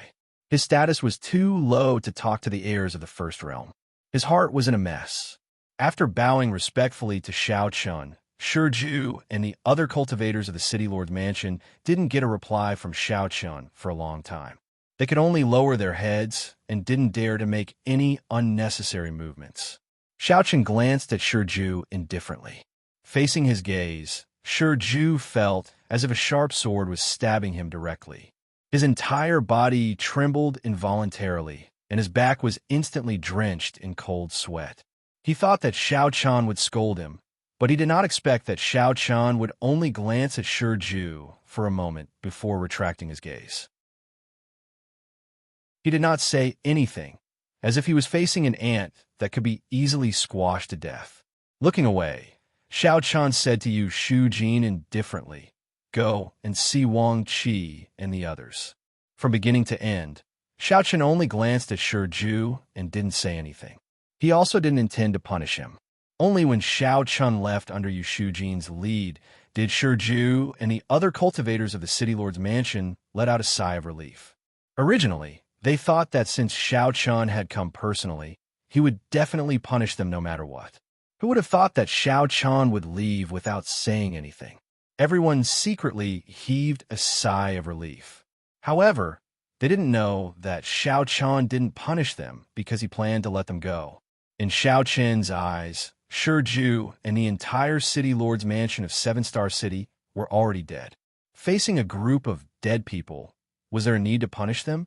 Begging for collection, begging for monthly votes, begging for recommendations. Chapter 1775. Xiao Chun left directly under Yu Shujin's lead. Regarding this, everyone in the City Lord Mansion could not help but breathe a sigh of relief. However, Ju's heart was still very nervous. There was no other way. The pressure that Xiao Chan gave him was too great. Now that Xiao Chan personally came to Seven-Star City, Ju did not have the slightest sense of security. With his heart in a mess, Ju quickly turned around and returned to the City Lord Manor. Now that Xiao Chan had personally come to Seven-Star City, Ju had to seek help from the First Realm. Fortunately, a genius from the First Realm had secretly stayed in Seven-Star City and was now in the City Lord Manor. Ju wanted to ask him for help. Only the First Realm could protect Ju, or rather, give Ju some sense of security. Ignoring Ju's actions, Xiao Chun had already met Wang Qi's group of 4 under Yu Shujin's lead. Seeing that the 4 of them had yet to recover from their injuries, Xiao Chen's expression was calm. On the contrary, when the 4 of them saw Xiao Chun, they were terrified. They wanted to salute respectfully, but were stopped by Xiao Chun. There's no need for that. The 4 of you are injured. Lie down first. After hearing Xiao Chen's words, Wang Qi's group of 4 anxiously lay down again. Looking at the nervous 4 of them, Xiao Chun comforted them. Shujin has told me everything. Rest well and leave the rest to me. Senior brother Air, we have embarrassed the 7th realm. Wang Qi's eyes were filled with self-blame after hearing Xiao Chen's words. This time, the 4 of them could be said to have lost a lot of face. Not only were they injured, but they were also severely humiliated. They were hung on the city wall of Seven-Star City for 3 days and 3 nights in front of countless people. In the face of Wang Qi's self-blame, Xiao Chun didn't blame him in the slightest and said, "It didn't mean it. It's not your fault. If you have lost face, just take it back. Rest well and don't think too much about other things." He knew that the incident this time was a huge blow to the 4 of them, but what was done was done. The only thing Xiao Chun could do was to regain the face that he had lost. As for what had already happened, no one could change it. After comforting the 4 of them, Xiao Chun wasn't worried about their injuries. Tian Hong still had a sense of propriety. Although he had severely injured them, he didn't kill them. He still had scruples about Hachibara Senkai's rules. However, Zhao's rules didn't apply. Xiao! Since Tian Hong was courting death, Xiao Chen's. Xiao! He asked Hong Xiao to bring Luan Luan to the backyard first. Then, Xiao Chun led everyone to the front hall and sat on the main seat. Xiao Chun glanced at the 7th world's geniuses and the immortal realm experts present. He said calmly, "Let's deal with the city governor's mansion first. I don't want to see any living thing in the city governor's mansion in the next day." Finally, he was going to deal with the city governor's mansion of Seven-Star City. From Xiao Chen's tone, it seemed that he was going to wipe out the entire city governor's mansion. Yu Shujin's expression didn't change. However, a 7th world's immortal realm expert said worriedly, "Wiping out the entire city governor's mansion is against the rules." The city governor's mansion of Seven-Star City was an external force of the Hachibara Senkai. The city governor was also an external member of the Hachibara Senkai. He was appointed by the Hachibara Senkai. Now that Xiao Chan was going to wipe out the entire city governor's mansion, it would be a big deal. Facing the immortal realm expert's concern, Xiao Chun said calmly, "I'll take care of it. If you don't want to go, you can go back to the 7th world." Without waiting for the immortal realm expert's reply, Xiao Chun said in a deep voice, "Okay, let's do it." No one in the 7th world dared to disobey Xiao Chun. Therefore, the geniuses started to move and flew toward the city governor's mansion of Seven-Star City. In the blink of an eye, the geniuses of the 7th world and the immortal realm experts arrived above the city governor's mansion. At the same time, in a beautiful courtyard in the city governor's mansion, Ju was speaking to a young man in front of her with a horrified expression. "They're here. They're really here. Sir, save me." The young man was one of the geniuses of the first world who stayed in Seven-Star City. Ju was terrified when she sensed that the geniuses of the seventh world had arrived at the city governor's mansion. On the other hand, the young man sneered. "City Governor Sure, don't worry. With me here, the geniuses of the seventh world won't be able to touch you. I don't believe that Xiao Chan dares to kill his fellow disciples in public." The young man didn't think that Xiao Chan would dare to kill his fellow disciples in public, because even Mu Fan wouldn't do such a thing. Even if he wanted to kill someone, he would only do it behind their backs. It was obviously a huge mistake to use Mu Fan's way of doing things to consider Xiao Chan. Mu Fan didn't dare to do something, but it didn't mean that Xiao Chan didn't dare to do it. The young man thought that Xiao Chan wouldn't dare to take action. Then, accompanied by Ju and the other experts of the city governor's mansion, the young man slowly rose into the air and arrived in front of the geniuses of the seventh world. Xiao Chen didn't participate in the attack on the city governor's mansion. After all, it would be too much of a bully if Xiao Chen had to take action against the city governor's mansion of Seven-Star City. Yu Shujin led the team. When she saw the geniuses of the first world surrounded by the experts of the city governor's mansion, Yu Shujin said with a sullen expression, "It's indeed your first world." "Huh, Yu Shujin, what do you mean by our first world? Don't talk nonsense. I just happened to pass by Seven-Star City. I heard that the seventh world wanted to attack the city governor's mansion, so I specially came to remind you that this is against the rules." Hearing Yu Shujin's words, the genius sneered. He didn't intend to take action. After all, he was obviously no match for the seventh world. However, with him here, would the seventh world dare to take action? As long as the city governor's mansion of Seven-Star City was protected, the genius mission would be completed.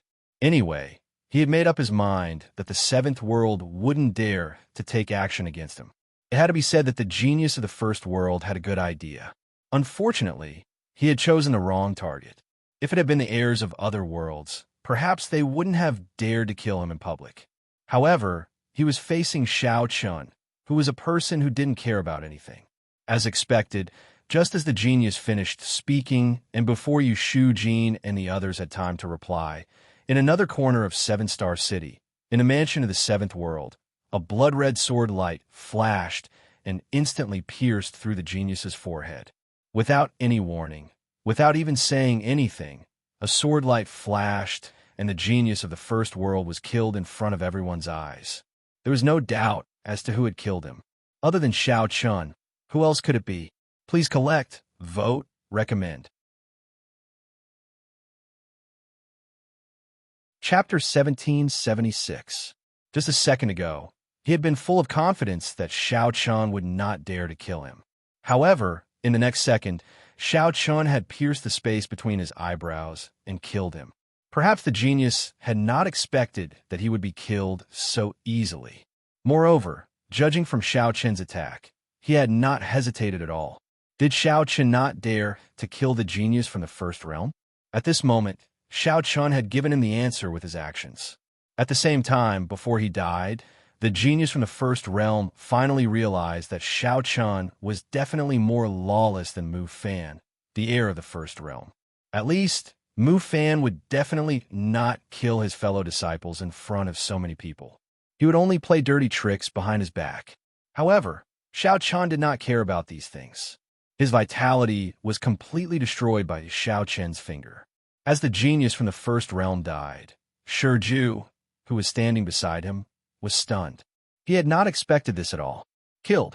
He had killed him so easily without any hesitation.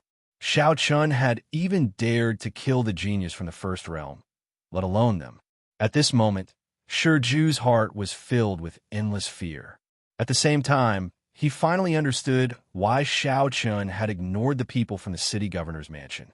It was not that Xiao Chun intended to let them go. However, in Xiao Chen's eyes, the city governor's mansion of Seven-Star City was already a group of dead people. In the face of a group of dead people, what else was there to say to him? He was instantly engulfed by fear. He unconsciously looked at the mansion that belonged to the seventh realm in the distance, but he could not see Shao Chun at all. In the end, Shiju could only look at Yushu. Facing Shiju's gaze, before he could speak, Yushu spoke first. I have already warned you, but you didn't listen. In fact, compared to Mu Fan, our heir of the first realm is probably more dangerous. As she spoke, Yushu made a helpless expression. Hearing this, Shiju's face instantly turned ashen. He had chosen to join the first realm because he felt that Mu Fan was more dangerous than Shao Chun. However, the truth was completely different. Shao Chun was even more dangerous than Mu Fan. At the very least, Mu Fan would never kill a Hachibara Sunkai genius in front of everyone. Her heart was filled with endless regret. Unfortunately, it was too late now. If Shiju could talk to Yushu properly before Shao Chun came to Seven Star City, then there might be a chance for a turnaround. Unfortunately, Shiju was full of confidence when facing Yushu at that time. Yushu had no choice but to send a message to Shao Chun. At this time, Shao Chun had already arrived. Obviously, Shiju's apology and repentance could not change anything. Shiju opened his mouth and wanted to say something. However, before he could speak, Shao Chun's voice slowly came from the mansion of the seventh realm. Yushu, what are you waiting for? Do you want me to do it myself? The genius from the first realm had been killed by Shao Chun. Yushu and the others were fully capable of dealing with the remaining experts from the City Lord's mansion. Hearing Shao Chun's words, Yushu smiled helplessly. Then, she looked at Shiju and said, City Lord Shi, there is no medicine for regret in this world. You have to bear the consequences of your choice. Do it. With Yushu order, the geniuses from the seventh realm and the immortal realm experts all attacked. In an instant, the entire City Lord's mansion of Seven Star City turned into a purgatory. Shao Chun's order was to kill everyone. Therefore, the geniuses from the seventh realm obviously did not have the slightest scruple. In the blink of an eye, the City Lord's mansion of Seven Star City was already flowing with blood. Facing the scene in front of him, Shiju's heart was filled with regret. At the same time, he was filled with hatred. Devil, definitely a devil. At this time, in Shiju's eyes, Shao Chun was a complete devil. Men, women, old, and young, regardless of whether they had cultivation or not, there was no such thing as letting them go. Many geniuses from the seventh realm also carried out Shao Chun's order firmly and unconditionally. Screams were incessant. Looking at the drastic change in the City Lord's mansion, many warriors in Seven Star City also felt waves of hatred rising from the bottom of their hearts. Ruthless, too ruthless. They thought that once Shao Chun came, the City Lord's mansion of Seven Star City would bow down and admit their mistakes. But who knew that Shao Chun did not intend to give the City Lord's mansion of Seven Star City a chance to admit their mistakes. Instead, he directly slaughtered the whole family. This heir of the seventh realm is so ruthless. Yes, so ruthless. It seems that the City Lord's mansion of Seven Star City has really kicked an iron plate this time. He didn't even give them a chance. Don't talk about it. The heir of the seventh realm is not a kind person. If we talk again and he hears it, we will inevitably suffer an unexpected disaster. Many warriors were whispering, but Shao Chun did not have the slightest intention to pay attention to them. What others wanted to say was their business. It was fine as long as they did not come out to stop him. Under the siege of the seventh realm, the City Lord's mansion of Seven Star City had almost no power to fight back. Seeing the experts from the City Lord's mansion of Seven Star City fall, Shiju finally went crazy and punched Yushu. However, before his attack could reach Yushu, it was blocked by a celestial realm expert from the seventh realm. Even though Shiju's cultivation was in the Great Sage Great Perfection realm, he was still as weak as an ant in front of an immortal realm expert. Yushu easily blocked Shiju's attack. Seeing this, Shiju's eyes were no longer hopeful. He looked at Yushu angrily and shouted, Yushu, your seventh realm is simply a group of demons. You have slaughtered so many people. Don't you think it's cruel at all? Sure, Ju regretted it, but at the same time, he hated Xiao Chen's cruelty. Because of this, Xiao Chun actually slaughtered the entire city lord's mansion of Seven-Star City. If it were any of the Hachibara Senkai's heirs, even Mu Fan, they would never do such a thing. Yu Shujin didn't reply to Shurju's angry roar. The immortal realm expert from the 7th realm also struck out with his palm. Shurju was immediately killed by his palm. Her entire body turned into a cloud of blood mist in the sky. Shurju was dead, and the City Lord's mansion of Seven-Star City was also destroyed. In the mansion of the 7th realm, the Wine Taoist and Xiao Chun sat in a circle in the garden with a complicated expression. The Wine Taoist looked at Xiao Chun and said, "Chun?" The Wine Taoist originally wanted to ask if Xiao Chun was too cruel, but before he could speak, Xiao Chun interrupted him. "You chose your own path. Naturally, you have to bear the consequences. Please collect, vote, recommend." Chapter 1777. Cruel? Xiao Chun didn't think so. The strong preyed on the weak, and the survival of the fittest was the basic law of this world. Cruel things were happening everywhere in the Hachibara Senkai. Who could change anything? The only reason for the massacre of the 7-Star City Lord Mansion was that they had provoked the 7th realm. It was that simple, so Xiao Chun wanted to destroy them. He only cared about the people around him and would only help the people around him. Xiao Chun was not a savior and would not have compassion for the people around him. Especially after the incident in the 7th Wilderness, Xiao Chun became even more so. Don't say that Xiao Chun was selfish. How could a guy who couldn't even take care of the people around him become a savior? It was ridiculous. As soon as he finished speaking, Xiao Chun drank the wine in his cup in one gulp. Hearing this, Wine Taoist didn't say anything. The Wine Taoist was not a benevolent person. Or rather, to be able to reach the Wine Taoist level, how many of them did not have their hands stained with blood? In terms of cruelty, the Wine Taoist had seen or done many things that were crueler than this in his life. There was definitely more than one. Without saying anything more, Wine Taoist also drank silently. Soon, the entire 7 Stars City Lord Mansion was besieged by the 7th Realm's Sky Prides and completely fell. According to Xiao Chun, no one was spared. Facing the City Lord Mansion's fate, many warriors in the 7-Star City were extremely nervous. They were afraid that Xiao Chun would attack them. However, they were obviously overthinking. The 7-Star City Lord Mansion had brought about its own destruction. As for the warriors in the 7-Star City, Xiao Chun had never thought of attacking them. After settling the matter of the City Lord Mansion, Yu Shujin led a group of Sky Prides back to the mansion.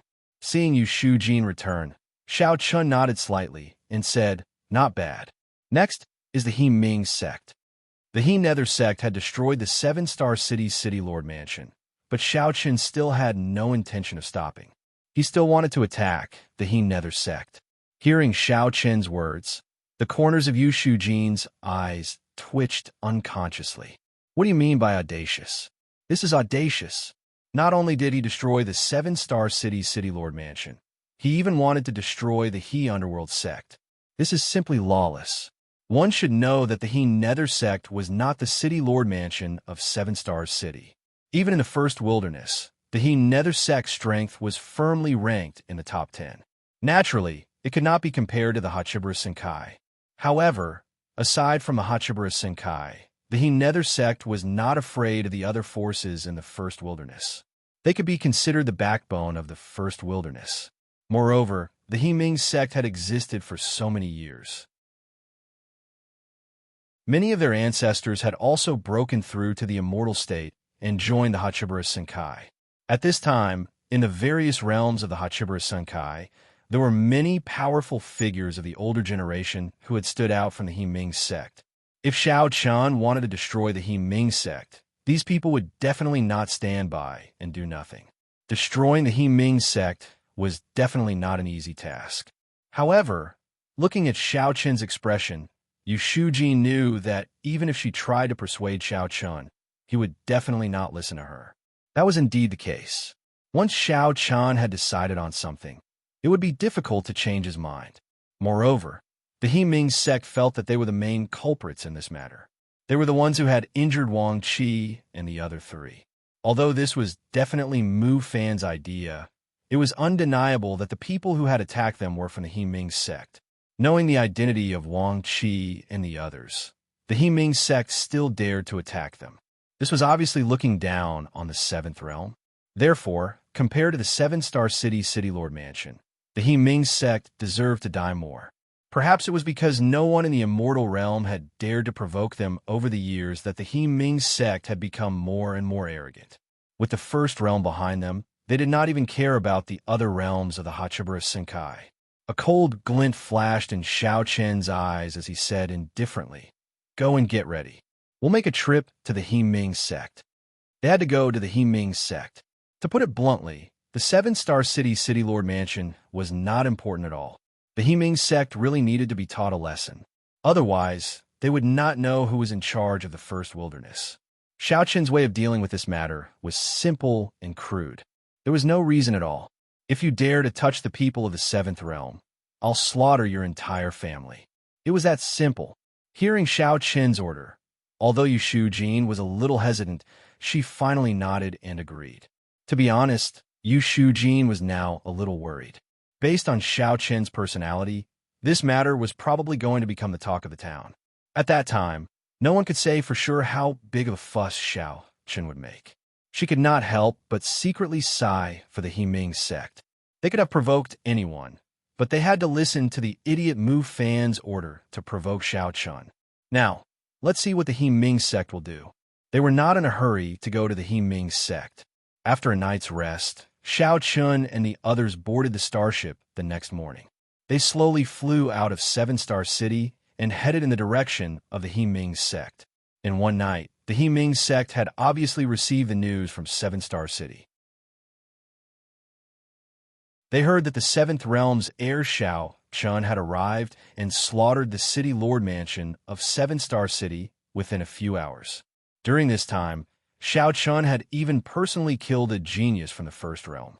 The great sage of the He Ming sect panicked. The higher-ups of the He Ming sect naturally knew that the people of the He Ming sect had injured Wang Qi and the other three. Several of them were present and had also taken action.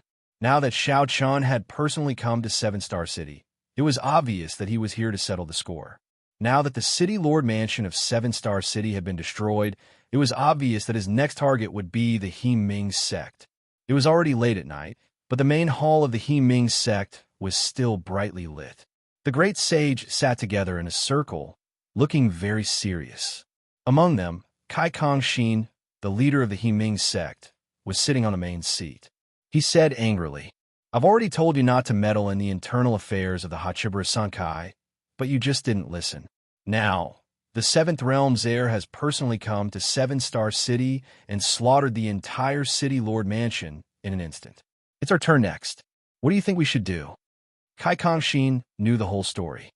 At first, he did not agree with the He Ming sect interfering in the internal conflict between Mu Fan and Xiao Chen. However, his subordinates did not listen to his orders and still attacked the people from the Seventh Realm behind his back. At first, he thought that the Seventh Realm's heir would be reasonable. In that case, the He Ming sect would only need to pay the appropriate compensation and the matter would be settled. After all, no one had died. However, judging from the current situation, Xiao Chen, the Seventh Realm's heir, was clearly an unreasonable person.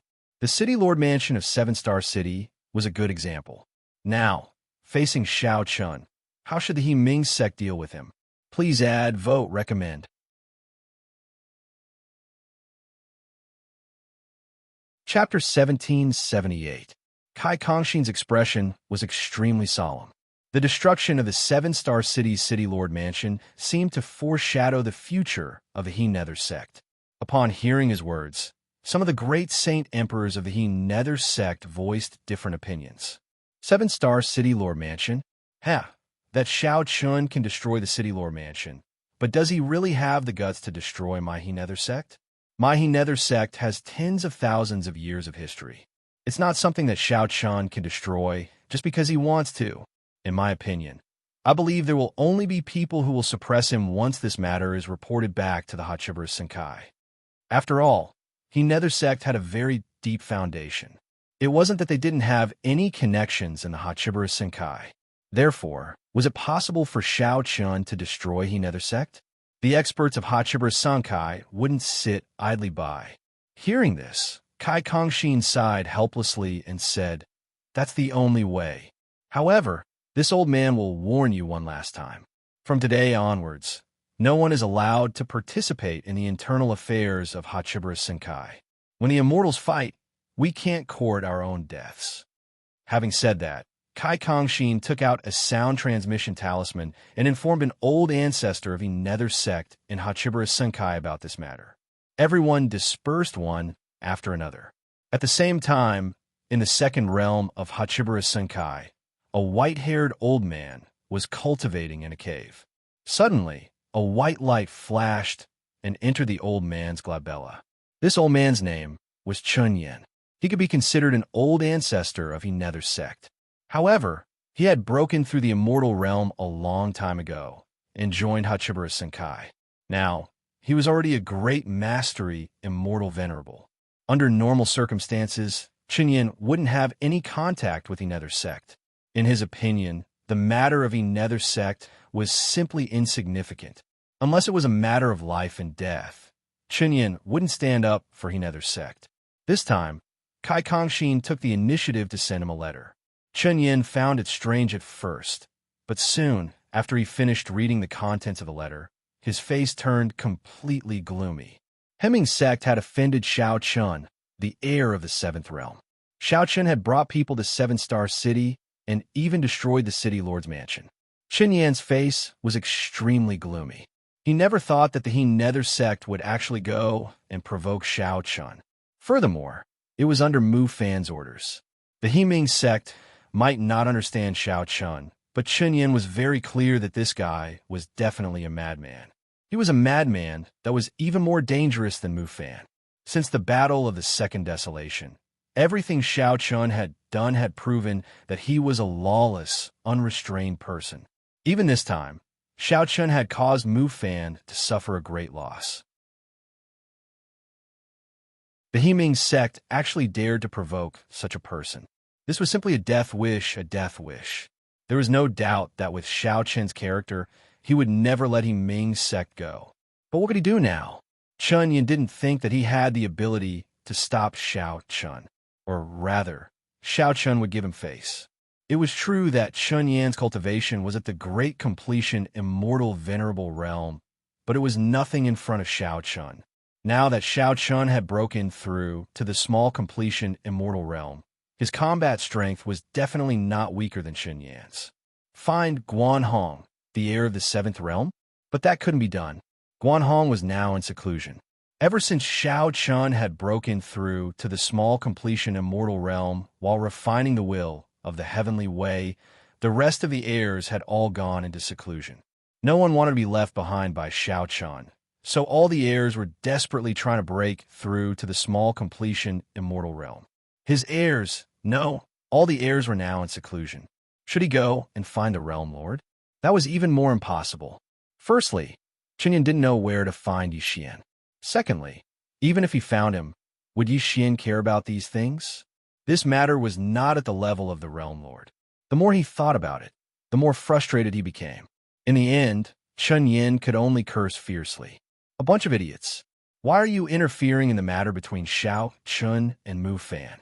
You're courting death. Although Chun Yin was cursing, it was impossible for him to ignore the current situation.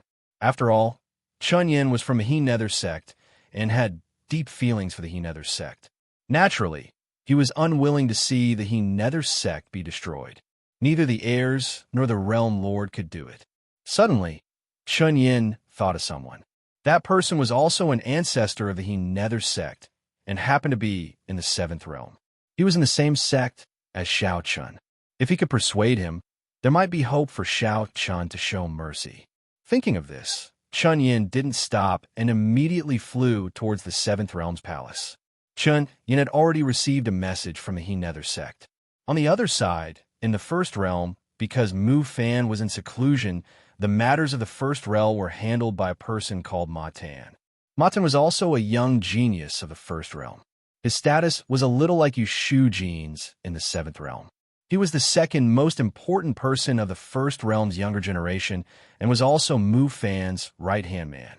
At this time, in Ma Tan's cave residence, he heard the report from his subordinates. After learning that Xiao Chun had directly destroyed the City Lord Mansion of the Seven-Star City, Ma Tan's face changed slightly. How dare he be so unscrupulous? He even dared to destroy the City Lord Mansion of the Seven-Star City and killed junior brother He.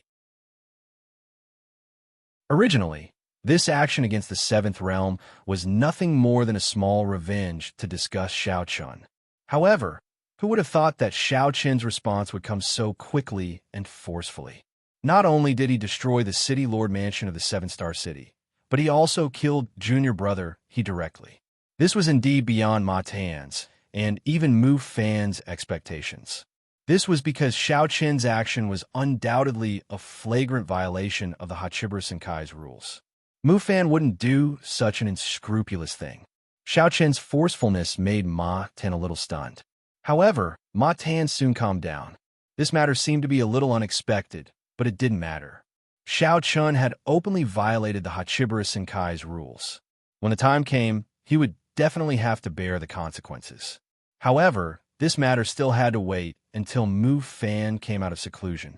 After pondering for a moment, Ma Tan said softly, "Don't worry about it for the time being. Everything will wait until senior brother heir comes out of seclusion." Upon hearing Ma Tan's words, the First Realm's genius below asked, "What about the He Ming sect?" The He Ming sect was a subordinate force of the First Realm. Now that Xiao Chun was likely to come and seek revenge, it was indeed unreasonable to ignore it.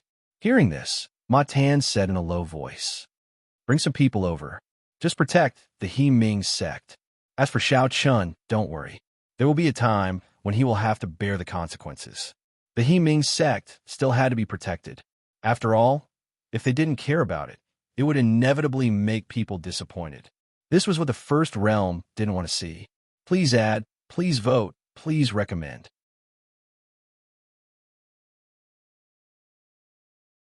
Chapter 1779.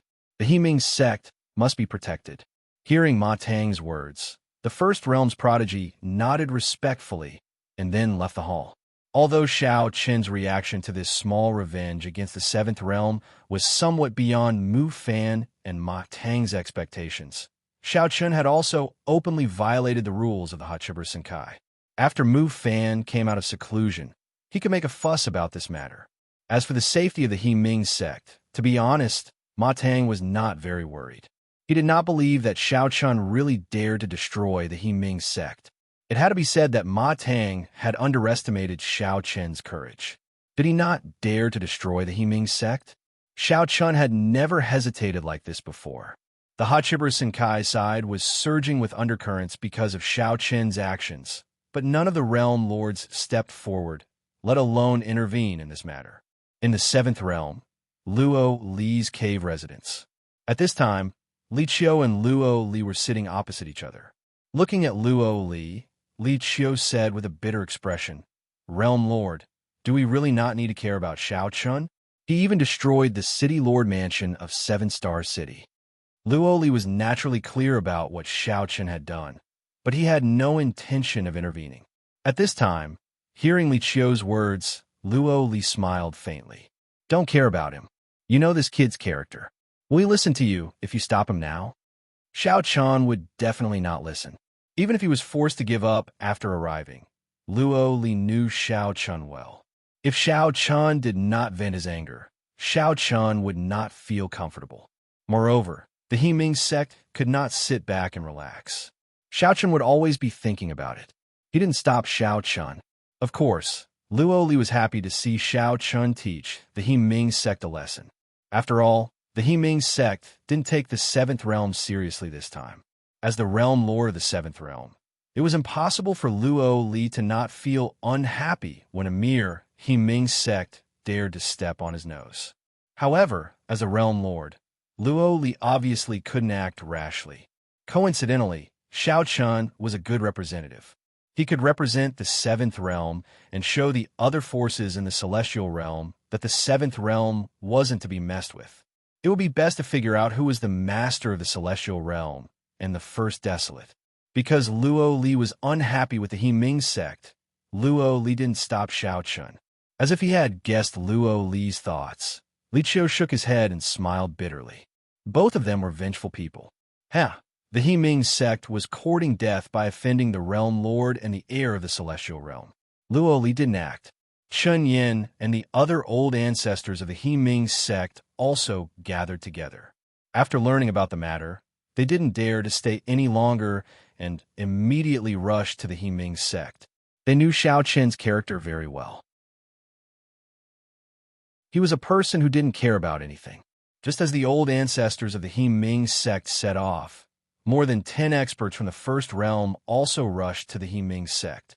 Of course, this time, only the Immortal Realm experts were sent to the He Ming sect. As for the Immortal Venerables, they didn't act. It made sense. A mere He Ming sect wasn't worth the First Realm sending Immortal Venerables. The two groups of people rushed to the He Ming sect one after another. At the same time, Xiao Chen's group was also on their way to the He Ming sect. However, Xiao Chen's group didn't slow down. Instead, they moved at a leisurely pace. The three groups rushed to the He Ming sect at the same time. At the same time, Kai Kongxin, the sect master of the He Ming sect, received Chun Yan's reply. In his reply, Chun Yan directly reprimanded Kai Kongxin. He bluntly said that Kai Kongxin was an idiot who would bring the He Ming sect to eternal damnation sooner or later. How dare he provoke Xiao Chun so recklessly? Chun Yan was really furious. After receiving Chun Yan's reply, Kai Kongxin's face was also filled with helplessness. From the reply, Kai Kongxin already knew that Xiao Chun, the heir of the seventh realm, was definitely not an easy person to deal with. In terms of craziness, he was definitely not weaker than Mu Fan, the heir of the first realm. Not to mention a mere He Ming sect, Xiao Chun didn't even give face to Fu Rui when the heirs of the third realm first met. The two of them even had a big fight. At that time, if it weren't for the intervention of the realm lords, Fu Rui would have been in a difficult situation.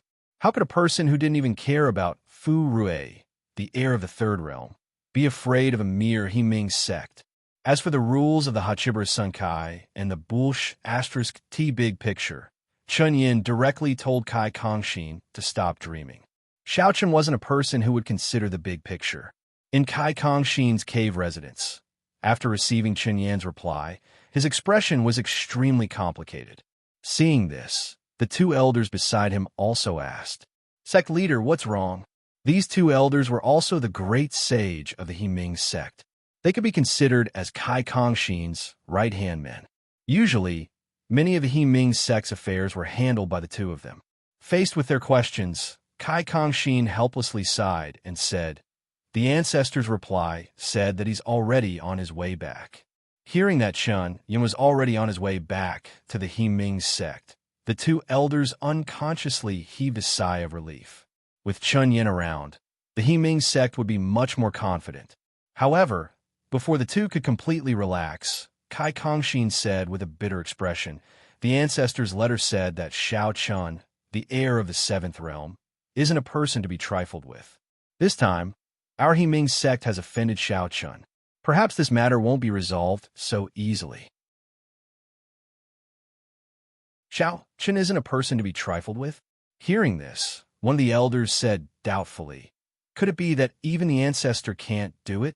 Since Chun Yan had already rushed back, what was there to worry about? Could it be that Chun Yan, who was in the great mastery immortal venerable realm, couldn't protect the He Ming sect? The two elders didn't know Xiao Chen's character.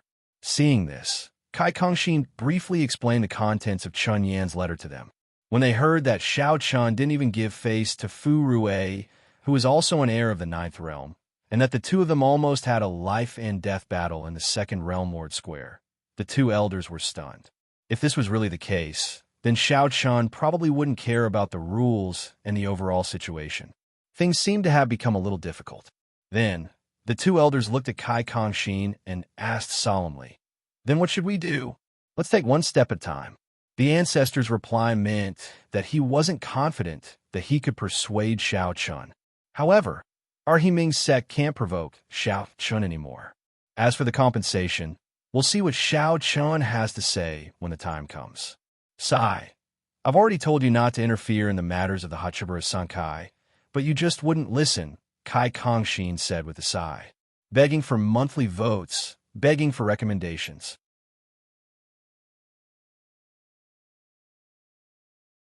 Chapter 1780. Kai Kongshin didn't expect Shao Chen's character at all. If it were any other heir of Kunlun's field, they might still care about the rules of the Hachibura Sankai. However, according to Chunyin, Shao Chun wouldn't care about the rules at all. When Shao Chun had just become the heir of the Seventh Realm, he had killed a genius from the Seventh Realm and a celestial master from the Seventh Realm in front of many strong people from the Seventh Realm. He even dared to kill people from his own realm, let alone the He Nether sect. Therefore, facing Shao Chun, Kai Kongshin's heart was in a mess. He really didn't have any confidence. Moreover, Chunyin had said that even he might not be able to persuade Shao Chun. Therefore, Kai Kongshin was even more uncertain. However, even though he was nervous, he still had to come. One day later, Chunyin and the others arrived at the He Nether sect first. Then, the experts from the First Realm also arrived. There were a total of 4 people in Chunyin's group. All of them were old ancestors of He Ming's sect. On the other hand, there were more than 10 people from the First World. Apart from the 2 young geniuses from the First World, the rest were all Immortal Realm experts. There were no Immortal Venerables. The experts from the First Realm weren't very strong. However, even so, it had given the He Nether sect a lot of confidence. At least, the First Realm still sent people here at this time, which meant that the First Realm hadn't given up on the He Nether sect. Since they had the support of the First Realm, some of the great sages in the He Nether sect felt that they didn't have to fear Shao Chun. Of course, some people thought so, and some didn't. Among them, Kai Kongshin didn't relax too much. This was because he had talked to Chunyin in private before. At that time, Kai Kongshin had asked Chunyin, "Patriarch, now that the experts from the First Realm have come, even they can't stop Shao Chun. They can't stop him." This time, the First Realm didn't send any Immortal Venerables. These Immortal Realm experts are no match for Shao Chen's heir of Kunlun's field. The strength of an heir of Kunlun's field can't be underestimated. How can these ordinary Immortal Realm experts resist him? Chunyin nodded without hesitation. How could these Immortal Realm experts from the First Realm stop Shao Chun? There were some things that Chunyin didn't tell Kai Kongshin, as he was afraid of scaring him. This time, it wasn't only Shao Chun who came, but also Wine Daoist. It was said that he was already half a step into the Immortal Emperor realm. It was only a matter of time before he broke through to the Immortal Emperor realm. Chunyin even learned from the Patriarch of the Seventh Realm that Li Qiu and the others were discussing whether they should promote Wine Daoist to the position of an elder of the Seventh Realm. Of course, this would have to wait until Wine Daoist broke through to the Immortal Emperor realm. After all, he wasn't qualified to be an elder of a realm before reaching the Immortal Emperor realm. But even so, it was enough to prove Wine Daoist's strength. At least Li Qiu and the others believed that there wouldn't be any problem for Wine Daoist to break through to the Immortal Emperor realm. With such a figure accompanying them, how could the few repulsive cultivators sent by the First Realm be able to stop him? Therefore, Chunyin still didn't change his original intention. He kept warning Kai Kongshin not to offend Shao Chun and to be respectful. He mustn't offend Shao Chun anymore. Otherwise, things wouldn't end well. Once Shao Chun was determined to annihilate He Nether sect, no one would be able to stop him. Chunyin wasn't joking at all. Kai Kongshin nodded seriously in response to Chunyin's solemn reminder. Kai Kongshin also felt that Shao Chun wouldn't be so bold. After all, the experts of the First Realm were here. Would Shao Chun dare to attack the experts of the First Realm and then annihilate He Nether sect?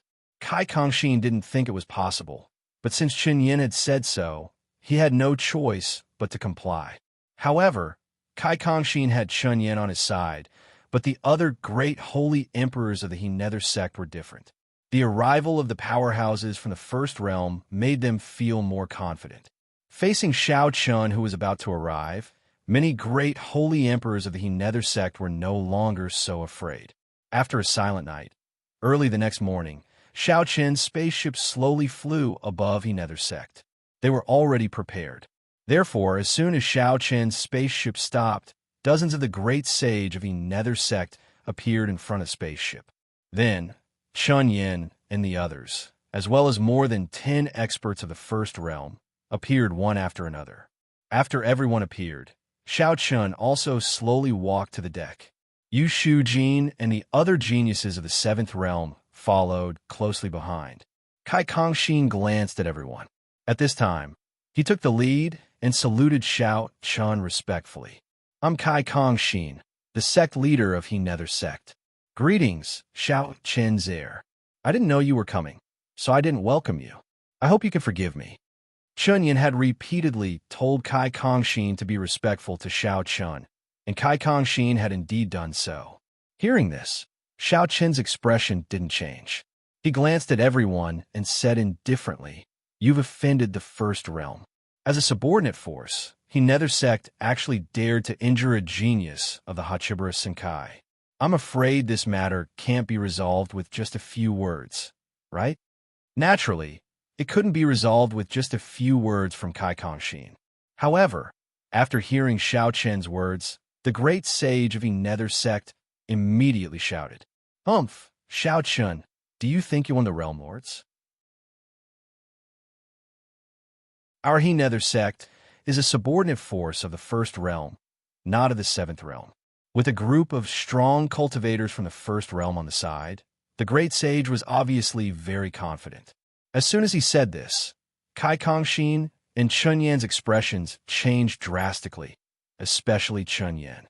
He glared at this person coldly and cursed inwardly. "You're simply courting death." This sentence made the atmosphere tense. At the same time, a young genius from the First Realm also stepped forward and said, "Shao Chun, He Nether sect is a subordinate of the First Realm. Shao Chun, the Hexing sect, is a subordinate force of the First Realm. Even if there's a problem, you should discuss it with our heirs. What you're doing is against the rules." This genius didn't know what was good for him. Perhaps he didn't think that Shao Chun would dare to attack him. But shortly after, he regretted his words of the next second, because upon hearing his words, Shao Chun gazed at him indifferently. Then, without saying a word, he pointed his finger forward and executed the Xian Yuan sword finger. A blood-red blade ray flashed and went straight for this genius of the First Realm. Looking at this sudden attack, everyone's expression changed drastically. It was especially so for the few immortal realm powerful beings from the First Realm. They couldn't help but snarl in anger. "Shao Chun, how dare you? Please add me to your collection. Please recommend me."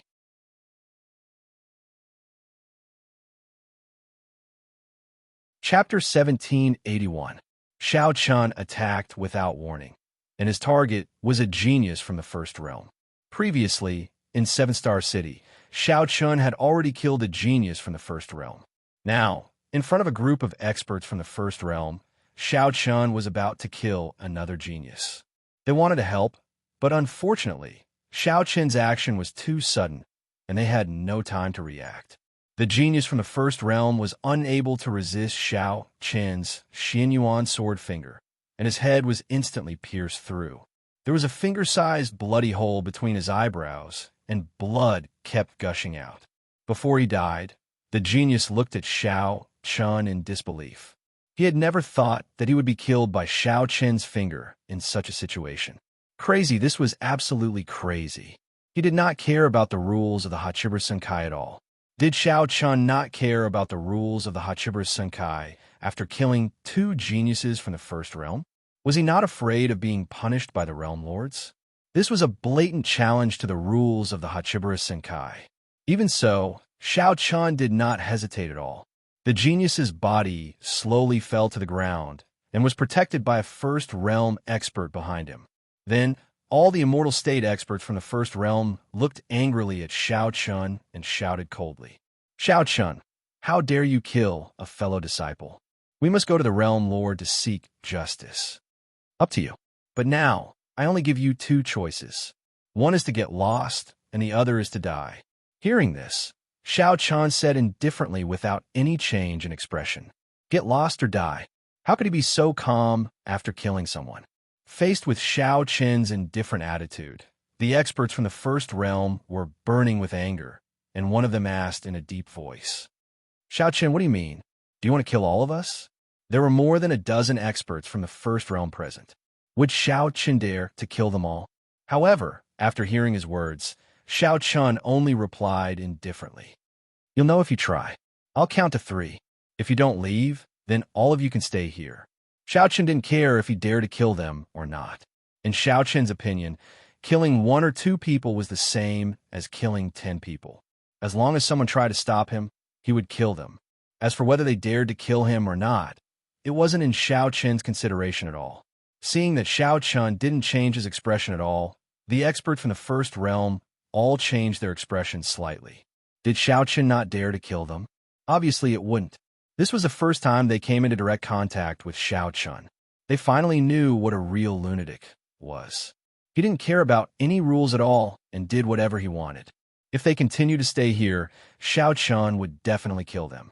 These experts from the first realm had no doubt about this. As for whether Xiao Chun could kill them or not, they didn't doubt at all. As an heir of the first realm, Xiao Chen's combat strength was absolutely comparable to an immortal venerable. Moreover, one shouldn't forget that behind Xiao Chun there was Wine Taoist, who was half a step into the immortal emperor realm. Therefore, if Xiao Chun made up his mind to kill them, there was absolutely no difficulty at all. They looked at Xiao Chun with a complicated expression. Previously, they had heard that Xiao Chun, the heir of the 7th realm, was absolutely a lunatic and shouldn't be provoked easily. At that time, many experts from the first realm scoffed at him.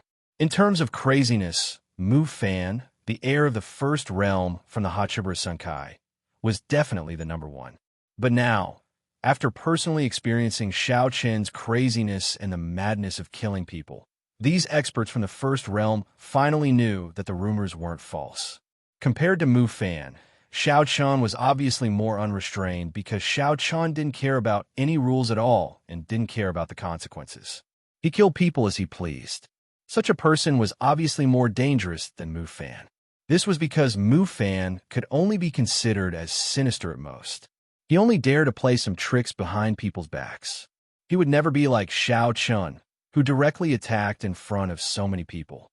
Looking at Xiao Chun with a complicated expression, the leader of the experts from the first realm said fiercely, Xiao Chun, we, the first realm, will remember what happened today. We must seek justice in front of the realm lords. Whatever. But now, you can get lost, Xiao Chun said indifferently. Xiao Chun wasn't afraid of complaining in front of the realm lords.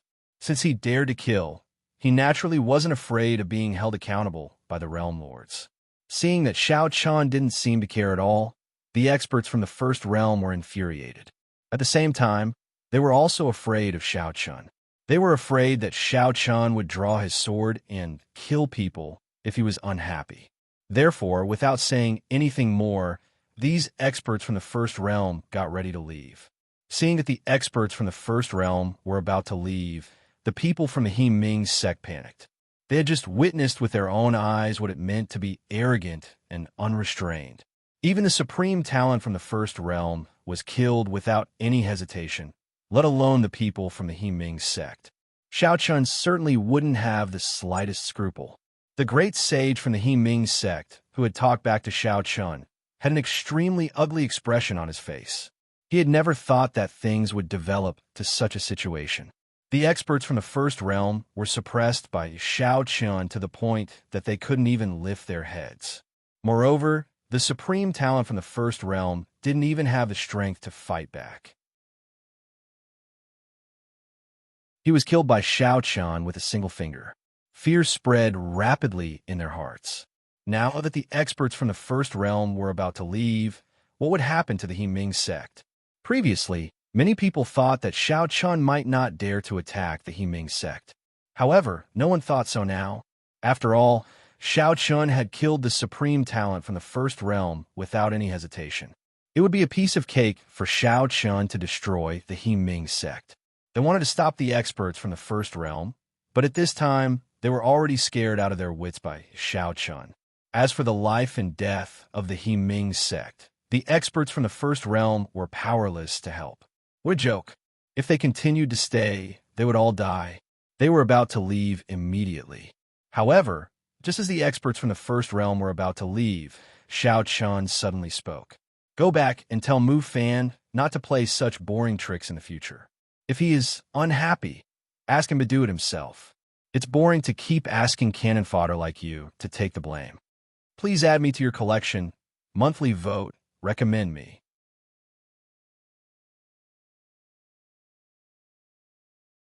Chapter 1782.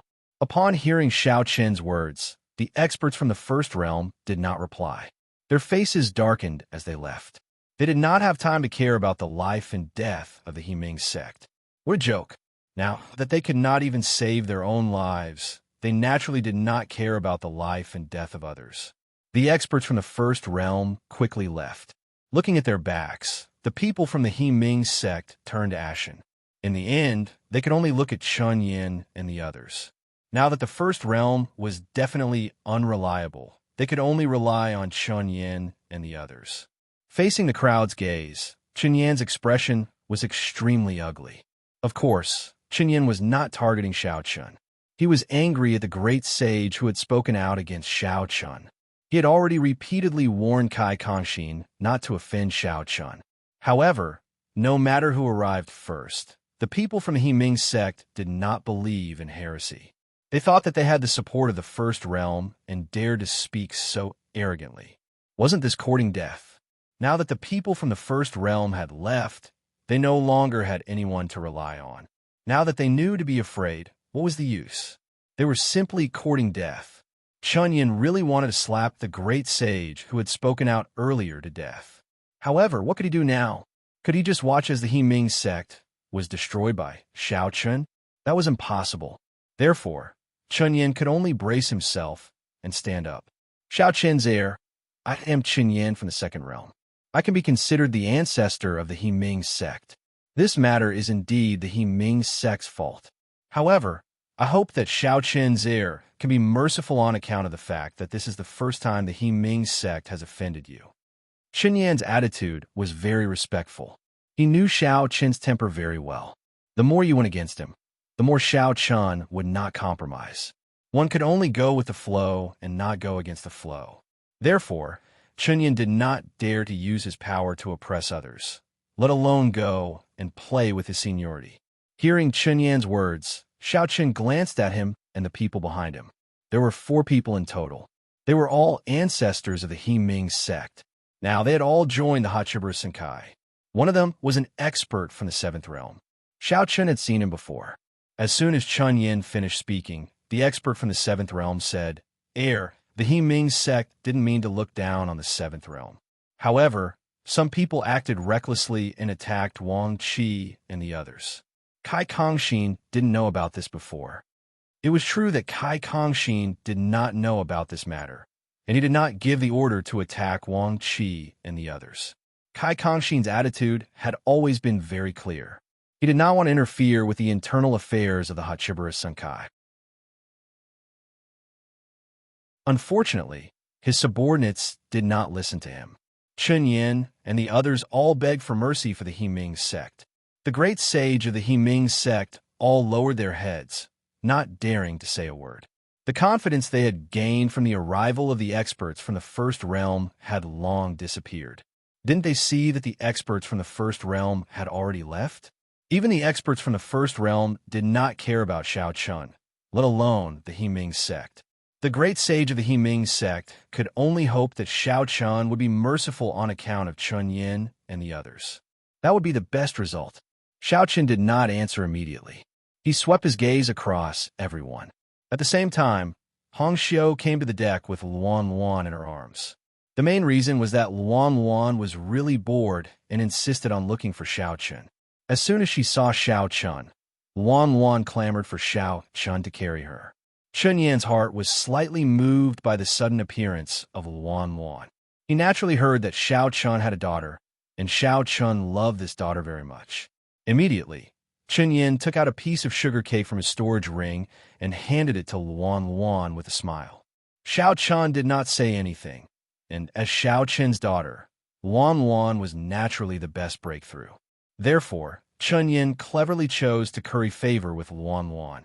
Who would have thought that he, Chun Yin, an immortal venerable, would take the initiative to curry favor with a 4 or 5-year-old little girl? Speaking of which, Luan Luan was indeed adorable. Chun Yan's mood improved a lot when he looked at her. When Luan Luan received the sweet cake from Chun Yin, she giggled and thanked him. Then, she unceremoniously ate it. The taste was not bad, and Luan Luan liked it very much. Looking at Luan Luan's happy expression, Xiao Chun naturally knew what Chun Yin was planning. However, he did not say anything. Xiao Chun did not have a bad impression of Chun Yin and the other 3. It was understandable that the 4 of them stood up for the He Ming sect. Moreover, if what they said was true, and it was not the intention of sect master Kai Kongxin, but the decision of his subordinates, then there was no harm in letting the He Ming sect go. After passing Luan Luan to Hong Xiu, Xiao Chun looked at Chun Yin and said, "Old Chun, since you have spoken, I can let the He Ming sect go." Xiao Chun's attitude towards Chun Yin was more polite. Upon hearing this, the group of the great sage of He Ming's sect heaved a sigh of relief. However, after a short pause, Xiao Chun continued. However, those who attacked Wang Qi and the others must be handed over. Also, He Ming's sect must compensate Wang Qi and the others. In order for him to let the He Ming sect go, he had to agree to these 2 conditions. Kai Kongxin's eyes flashed with hesitation when he heard this. There was nothing wrong with compensating Wang Qi and the others, and Kai Kongxin could accept it. However, it was a little difficult for Kai Kongxin to hand over the 100 people who had attacked Wang Qi and the others. After all, these 100 people could be said to be the backbone of the He Nether sect. Among them, there were 7 great light holy emperors. If they were handed over to Xiao Chun, it would indeed be a huge loss for the He Nether sect. Although he was conflicted, he did not seem to have any other choice. Xiao Chun's compromise was already the best outcome. As for the 2 conditions, they had to be fulfilled. This was also Xiao Chun's bottom line. Seeing that Kai Kongxin and Chun Yin were conflicted after hearing his words, Xiao Chun said calmly, "This is my bottom line. If you don't agree, then there's no need to talk." He had already taken a step back. Upon hearing Xiao Chun's words, the expressions of the 7 the great sage in the crowd changed drastically. The 7 of them were the ones who attacked Wang Qi and the others. When they thought that they would be killed if they fell into Xiao Chun's hands, the 7 of them were filled with endless fear and regret. If they had known this would happen, the 7 of them would never have attacked Wang Qi and the others. Unfortunately, it was too late for regrets. Please add me to your collection. Please recommend me.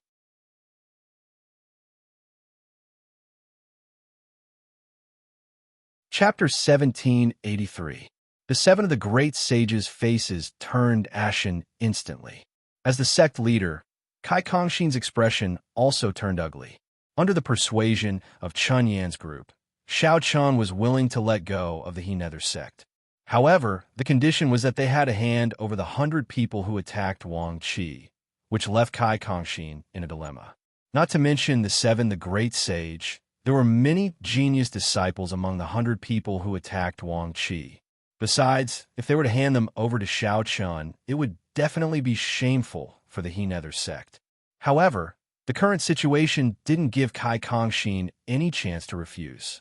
It was certain that as soon as Kai Kongxin refused, Xiao Chun would definitely annihilate the He Nether sect without hesitation. Caught between a rock and a hard place, Chun Yin helplessly sighed as he watched Kai Kongxin fall into a dilemma. Hand him over. Chun Yin had no choice but to ask Kai Kongxin to hand him over. Upon hearing Chun Yan's words, Kai Kongxin's eyes glinted with a look of helplessness. In the end, he nodded slightly, apparently agreeing with Chun Yan's words. Seeing Kai Kongxin nod his head, the the 7 great saint emperors of the He Nether sect couldn't help but speak up one after another. Sectmaster, we are all from the He Nether sect. How can you? The 7 of them were clearly aware of the consequences of falling into Xiao Qian's hands, so they naturally weren't willing to accept it. Besides, the 7 of them were the great sage and had high statuses in the He Nether sect. Therefore, they were dissatisfied with Kai Kongxin's decision. However, facing their words, Kai Kongxin let out a helpless, bitter laugh. I know that all of you have sacrificed a lot for the He Nether sect, but this time, the He Nether sect will be finished if we don't hand you over. I don't believe it. Could it be that Xiao Chun can really cover the sky with one hand? Hearing this, the 7 people shouted unwillingly. It was true that Xiao Chun was the heir apparent of the 7th realm and had a high status. However, the Hachibara Sunkai didn't only have Xiao Chun as an heir apparent. Besides, weren't there still the realm lords above the heirs? Could Xiao Chun really be that powerful? The 7 of them didn't want to die, nor did they want to fall into Xiao Chen's hands. However, Kai Kongxin was depressed in the face of their words. Xiao Chen indeed couldn't be that powerful in the Hachibara Senkai, but it wasn't difficult for Xiao Chun to destroy the He Nether sect. Besides, the other heirs obviously didn't want to offend Xiao Chun because of the He Nether sect. Otherwise, they would have shown up long ago. They could only blame themselves for not knowing their limits and actually attacking the genius of the 7th realm. If the He Nether sect hadn't participated in the conflict between the 7th realm and the 1st realm, they wouldn't have ended up like this. They had brought this upon themselves. They used to think that they could compete with Xiao Chun with the support of the 1st realm, and they didn't need to fear the 7th realm. Now, it seemed like a joke. Just look at the cultivators of the 1st realm. They were suppressed by Xiao Chun to the point that they had no choice but to leave. Even the experts of the 1st realm couldn't do anything, let alone the He Nether sect. Hence, for the sake of the sect, Kai Kongxin had no choice but to hand them over. Seeing Kai Kongxin nod in agreement, Xiao Chen's lips curled into a cold smile. Very well. I want to see these people in the main square of the He Nether sect in 15 minutes. Remember, I'll destroy the He Nether sect if one of them is missing. Xiao Chan said indifferently. Hearing this, Kai Kongxin cupped his hands in acknowledgement. Then he ordered people to capture the disciples of the He Nether sect who had attacked Wang Qi and the other 3. Of course, the 7 the great sage weren't spared either. Even though they wanted to resist, Chun Yin and the other 3 were very smart and directly attacked. Under the suppression of Chun Yin and the other 3, the 7 the great sage couldn't resist at all and were instantly subdued. In less than 15 minutes, the hundreds of disciples of the He Nether sect who had attacked Wang Qi and the other 3 in 7-Star City were all brought to the main square of the He Nether sect. Upon seeing Xiao Chun, every single one of the 100 or so people had a look of deep fear on their faces. They were terrified to the extreme. They had never thought that they would end up in such a situation. Faced with the threat of death, many of them broke out in cold sweat. However, Xiao Chen's expression didn't change at all as he said to Yu Shujin, "Do it." Hearing Xiao Chen's words, Yu Shujin naturally didn't hesitate. She immediately led a group of the 7th Realm Supreme prides to the front of the hundreds of people. Then, she immediately attacked and killed the hundreds of people. In an instant, more than 100 people, including 7 great saint emperors, had died. After killing these people, Xiao Chun looked at Kai Kongxin again. Seeing this, Kai Kongxin respectfully took out 4 storage rings and handed them to Xiao Chun. These were the He Nether sect's compensation. It was very generous. Kai Kongxin didn't dare to hesitate in the slightest when it came to compensation. He took out almost 1/3 of the entire He Nether sect's wealth. Xiao Chun was quite satisfied with Kai Kongxin's compensation. He casually tossed it to Yu Shujin and said, "Give it to Wang Qi and the others.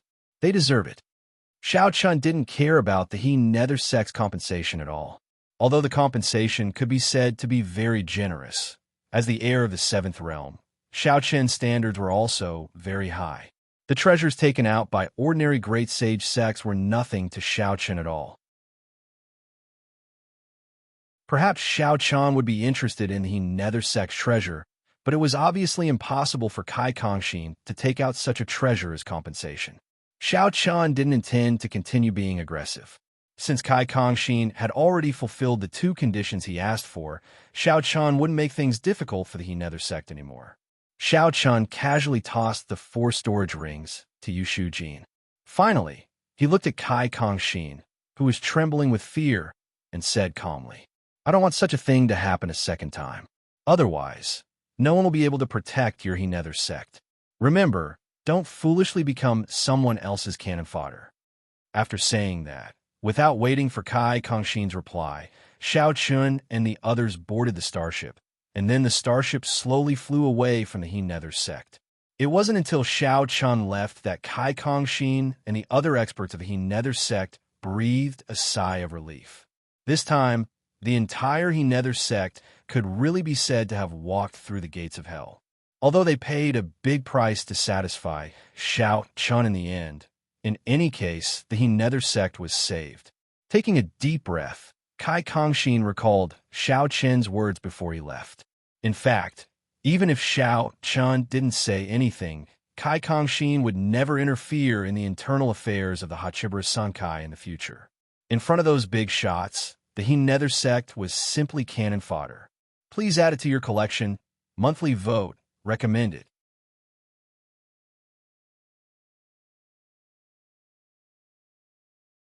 Chapter 1784. Kai Kongxin wasn't the only one who thought so. The other experts from the Hehades sect also regretted their actions. This matter had nothing to do with the Hehades sect, but because of the people from the First World, the Hehades sect was dragged into this matter. In the end, the Hehades sect paid a heavy price and was almost destroyed by Xiao Chun. After this incident, the experts from the Hehades sect understood that subsidiary sects like them weren't real members of the Hachibara Sankai. They shouldn't interfere with the internal affairs of the Hachibara Sankai. Moreover, the heir of the Seventh World, Xiao Chun, was definitely not a simple person. His methods were so ruthless that the experts from the Hehades sect were terrified when they thought about it. Their faces were filled with disappointment. At the same time, Chunyin looked at Kai Kongxin and said, "The first wilderness belongs to the Hachibara Sankai after all. You have to draw a clear line between master and servant." Chunyan's words were obviously reminding Kai Kongxin that he should know his place and not do anything that overstepped his boundaries. Upon hearing Chunyan's words, Kai Kongxin respectfully nodded his head in response. After this lesson, Kai Kongxin naturally understood this principle. Xiao Chun didn't stay in the Hehades sect for long. He led the group back to the Hachibara Sankai.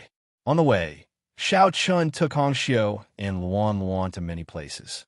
They went to many famous cities and scenic spots in the immortal realm. Luan Luan was a playful girl. Xiao Chun didn't stop her. After all, it was normal for children to like to play. However, Xiao Chun didn't give Luan Luan any chance to slack off during her daily cultivation. Xiao Chun and the others did not travel very quickly. While they were on their way back to the 8-barren immortal world, in the first realm, an aura shot up into the sky from Mu Fan's cave abode. This aura had obviously reached the small completion of the immortal realm. After cultivating in seclusion for so long, Mu Fan had finally successfully broken through to the perfection immortal realm. He became the second heir of the first world to break through to the perfection immortal realm after Xiao Chun. Feeling that Mu Fan's cultivation had broken through, many young geniuses in the first world were delighted. They had no choice. During this period of time, because of Mu Fan's seclusion, the first world couldn't do anything about Xiao Chun. Moreover, the world's master, Mu Tai, didn't seem to care about it at all. With the first world, Zhao's revenge. There was nothing wrong with it. Xiao's revenge. SSST. Too young. SSSS. T. To est. Is had. T's. S's. Therefore, as soon as Mu Fan broke through, Ma Tang rushed to Mu Fan's cave dwelling. After waiting for a few hours, he finally saw Mu Fan, who had come out of seclusion. Originally, Mu Fan had just broken through and needed some time to stabilize his cultivation. However, Ma Tang hurried to visit. so Mu Fan had to come out early. In the front hall, Mu Fan was still wearing a black robe and sitting on the main seat. He looked at Ma Tang below him and said indifferently, "What's the matter?"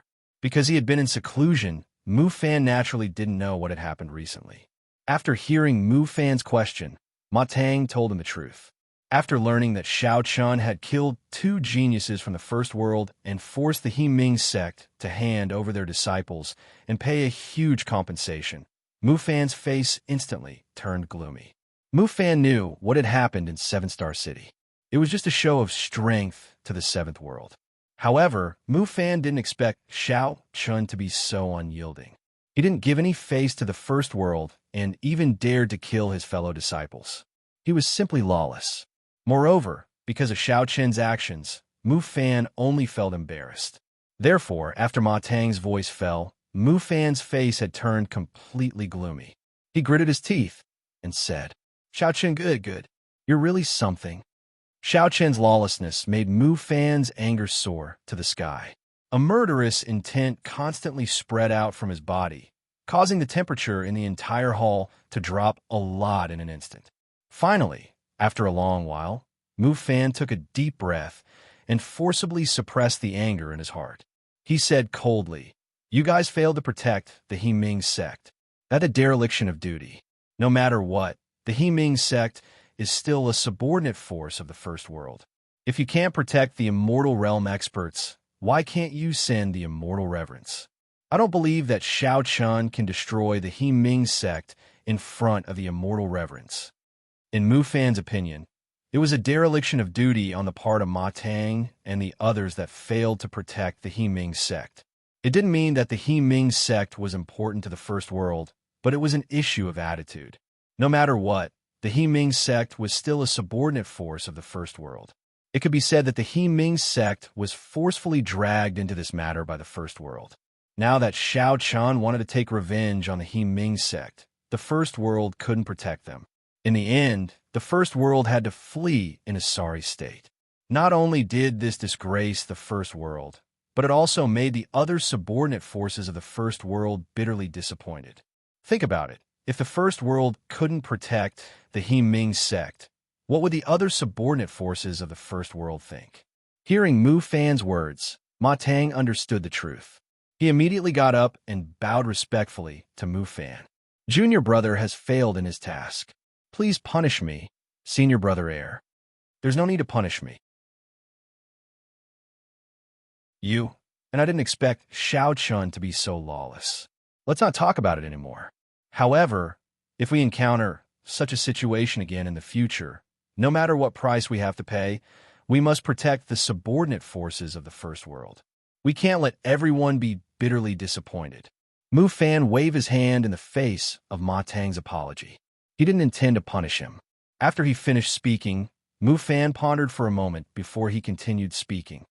"Send some resources to the He Ming sect as compensation.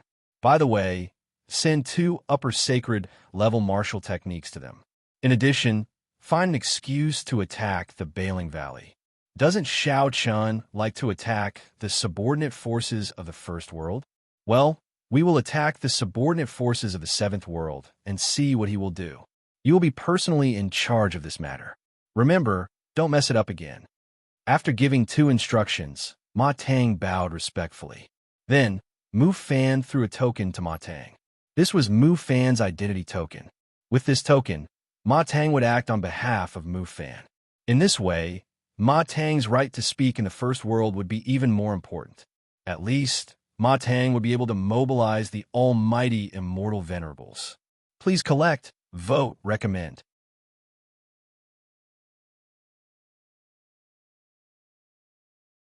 Chapter 1785.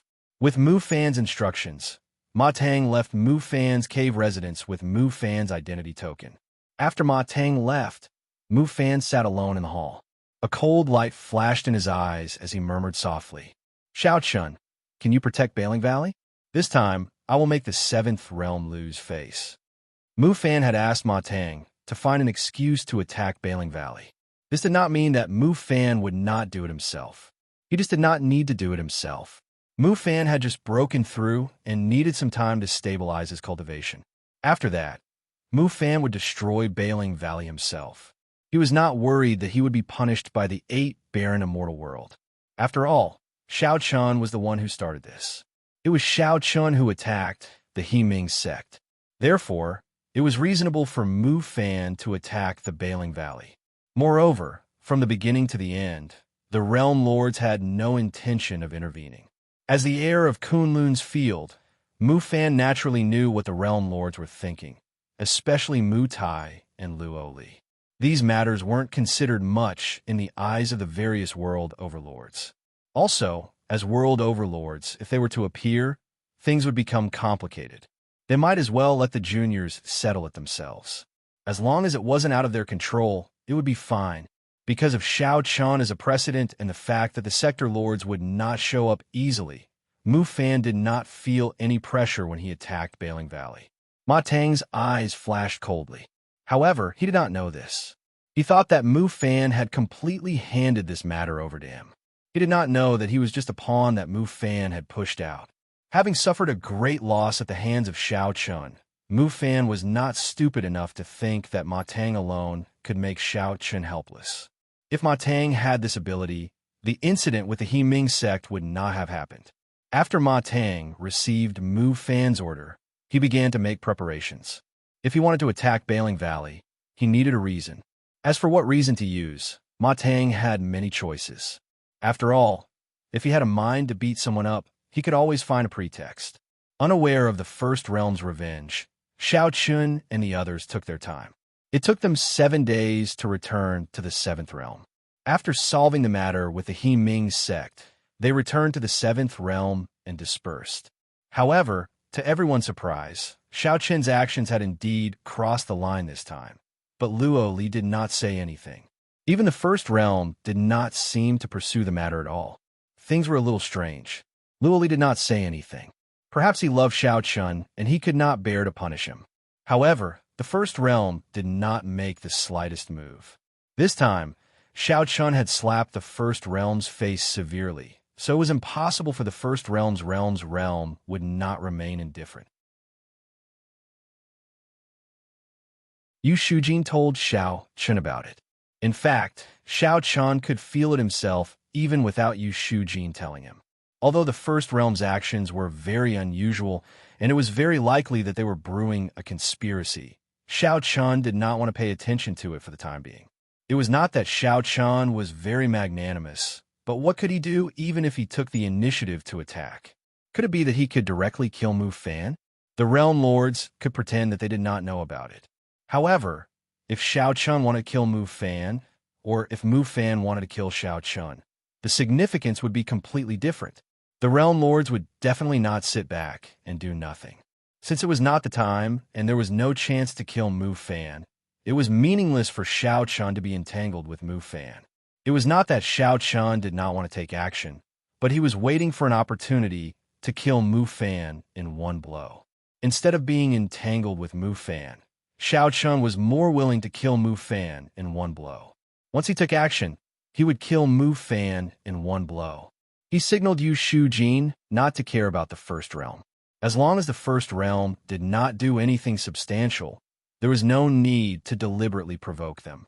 While Xiao Chun was biding his time, Ma Tang, on the other hand, was ready to attack Bailing Valley. On this day, in a city not far from the Bailing Valley, this city was called Lingyue City.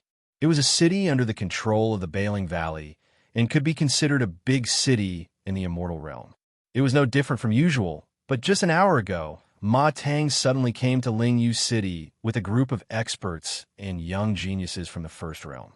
They rushed directly into the City Lord's mansion. In the hall of the City Lord's mansion, He Ji, the City Lord, respectfully received Ma Tang and the others. He Ji was not only the City Lord of Lingyu City, but also the great sage of Bailing Valley. Even so, He Ji still behaved respectfully in front of Ma Tang. Unfortunately, his respect did not make Ma Tang happy. Sitting in the main seat, Ma Tang looked at He Ji coldly and snorted coldly. He Ji, your Bailing Valley is getting bolder and bolder. You even dare to covet the treasures of the First Realm. It seems that you don't take the Hachibara Sankai seriously at all.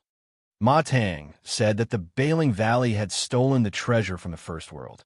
According to Ma Tang, two geniuses from the First World were responsible for transporting two newly obtained 10,000-year-old snow lotuses back to the First World. However, when they passed by the Bailing Valley, the snow lotuses were stolen by the Bailing Valley. Snow lotuses were immortal-grade spiritual treasures, and these two snow lotuses were at least 100,000 years old. Their value was immeasurable. These two snow lotuses could already be considered treasures in the First Realm, let alone in the hands of a great sage sect like Bailing Valley. It was not an exaggeration to call them the most precious treasures of the sect. According to Ma Tang, Bailing Valley was greedy for the treasures. They even dared to snatch the treasures of the First Realm. In the face of Ma Tang's accusation, He Ji immediately turned pale and explained anxiously, "Your Excellency, this matter has absolutely nothing to do with Bailing Valley. Even if Bailing Valley was 100 times more courageous, we would never dare to touch the treasures of the Hachibara Senkai." Snatching the treasures of the Hachibara Senkai was not a trivial matter. In the first wilderness, who dared to touch the people of the Hachibara Senkai? It was no exaggeration to say that even a maid of the Hachibara Senkai would be treated politely by Bailing Valley and other great sage sects. They did not even dare to offend a maid of the Hachibara Senkai, let alone snatch the treasures. This was definitely a capital offense. Once it was confirmed, the entire Bailing Valley would be destroyed in an instant. After all, the first wilderness really belonged to the Hachibara Senkai.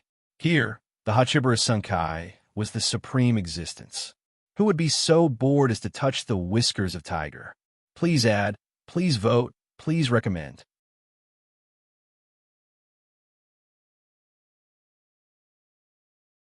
Chapter 1786. He Ji was perturbed, and his back was instantly soaked with cold sweat. Ma Tang's words were like a sharp blade that could cut the entire Bailing Valley into pieces. He bowed respectfully, but Ma Tang sneered and said, "Oh, it's good to be wronged. In that case, I'll show you whether I've wronged your Bailing Valley or not. Bring them in." As Ma Tang's voice fell, the two seriously injured geniuses from the First Realm were brought into the hall. Judging from their auras, they were indeed seriously injured. Of course, their injuries were not caused by the Bailing Valley. They had injured their own meridians before the battle. As the saying goes, one has to play a trick. In order to get hold of the Bailing Valley's weakness, Ma Tang had put in a lot of effort and even used the trick of injuring himself to gain their confidence. As the two geniuses from the First Realm appeared, Ma Tang asked in a low voice, "Come, tell City Lord He Ji the whole story in detail." The two men were the geniuses who were responsible for transporting the two snow lotuses back to the First Realm. After hearing Ma Tang's words, the two men immediately recounted the whole story in public. Of course, this matter was completely untrue and did not exist at all. According to the two men, they had transported the snow lotuses all the way to Lingyu City. But who would have thought that before they entered the city, they would be surrounded by several black-clothed and masked experts? This group of black-clothed men were all at the Great Sage Realm, and there were 14 of them. In the face of 14, the Great Sage, the two men were naturally no match for them. Even though they tried their best to resist, they were eventually seriously injured by these people, and the snow lotuses were taken away. However, during the fierce battle, the two men pulled off the veil of one of the black-clothed men and clearly saw his appearance. Then, they sent a distress signal to the First Realm. After Ma Tang and the others arrived, they investigated and found that the black-clothed man was actually the great sage from the Bailing Valley. It was very simple, and it could even be said that this excuse was full of loopholes because the whole process was full of doubts. Since they were masked and robbed, they obviously did not want to be recognized.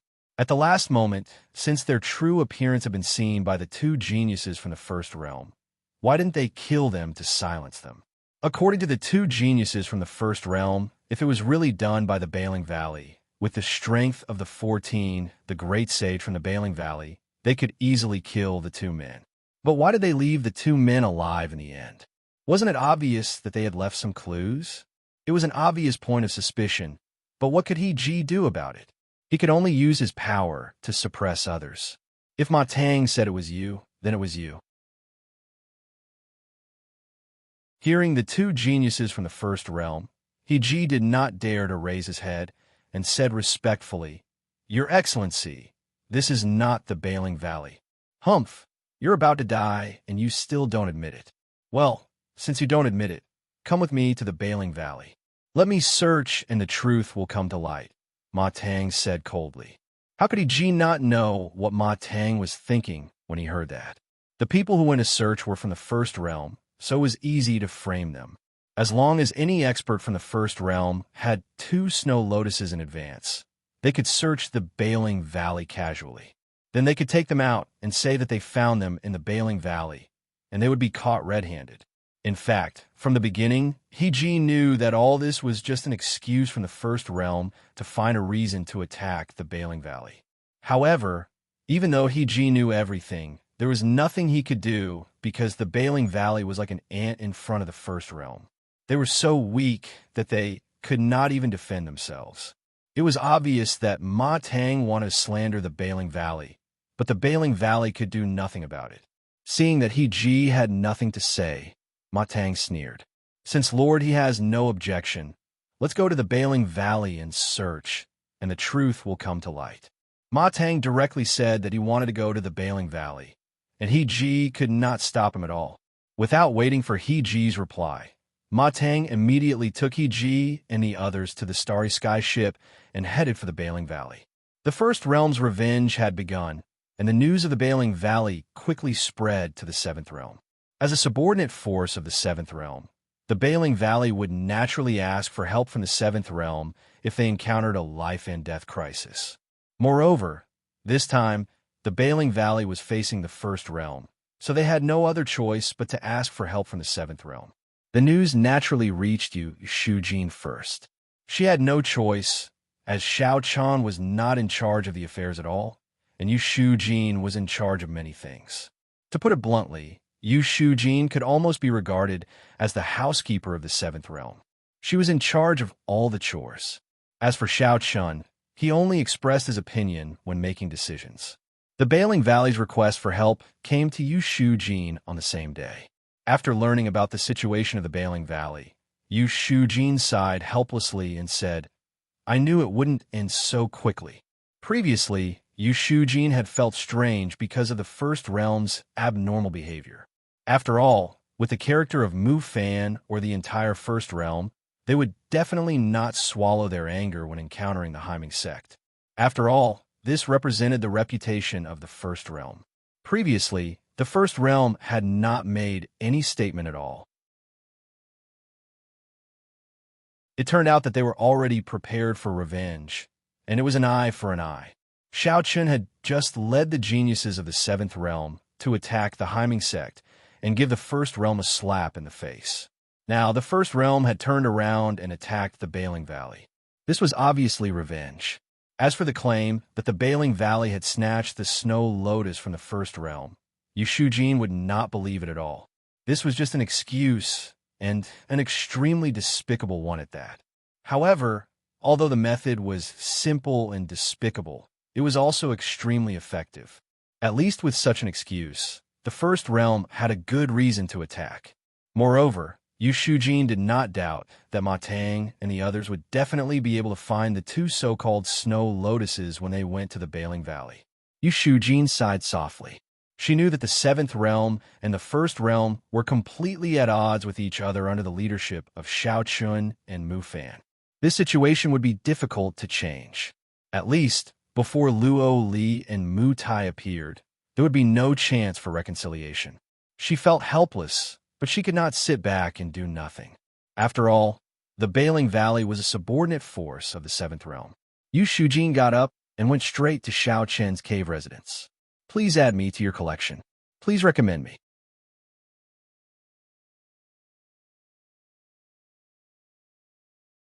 Chapter 1787. She went all the way to Xiao Chen's cave residence. When Jin arrived, Xiao Chen was cultivating.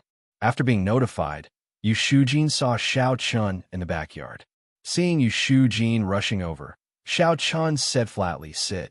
He gestured for Yu Jin to take a seat. Hearing this, Yu Jin sat opposite Xiao Chun. Then Xiao Chun asked, "What's the matter? Why are you so nervous?" It was obvious that Yu Jin had rushed over. Hearing Xiao Chun's words, Yu Jin did not hide anything and immediately told Xiao Chun about what had happened at Bailing Valley. Bailing Valley was a subordinate force of the Seventh Realm, but now was being targeted by the First Realm. This was undoubtedly the First Realm's revenge. However, hearing this, Xiao Chun was not as anxious as Yu Jin. Xiao Chun said flatly, "That's normal. We humiliated the First Realm at the Hemming Sect. With Mu Fan's character, it would be strange if he didn't take revenge." Xiao Chun was not surprised by the First Realm's actions. Hearing this, Yu Jin nodded in agreement, but still asked worriedly, "Senior brother, what should we do now?" Bailing Valley had sent a letter asking for help, so the Seventh Realm could not sit back and do nothing. Otherwise, they would be slapped in the face like the First Realm. Hearing Yu Jin's question, Xiao Chun hesitated for a moment and said, "You are in charge of this matter. Mu Fan did not appear, right? If I personally deal with the young geniuses of the First Realm, wouldn't I be bullying the weak? Moreover, Mu Fan has not appeared yet. If I go first, it will be meaningless." From Bailing Valley's letter asking for help, Yu Jin knew that the person who took action this time was Ma Tang, the number 2 of the younger generation of the First Realm. As for Mu Fan, he had not appeared yet. Since Mu Fan, the heir of the First Realm, hadn't shown up, Xiao Chun naturally didn't intend to do anything either. Soldiers against soldiers, generals against generals.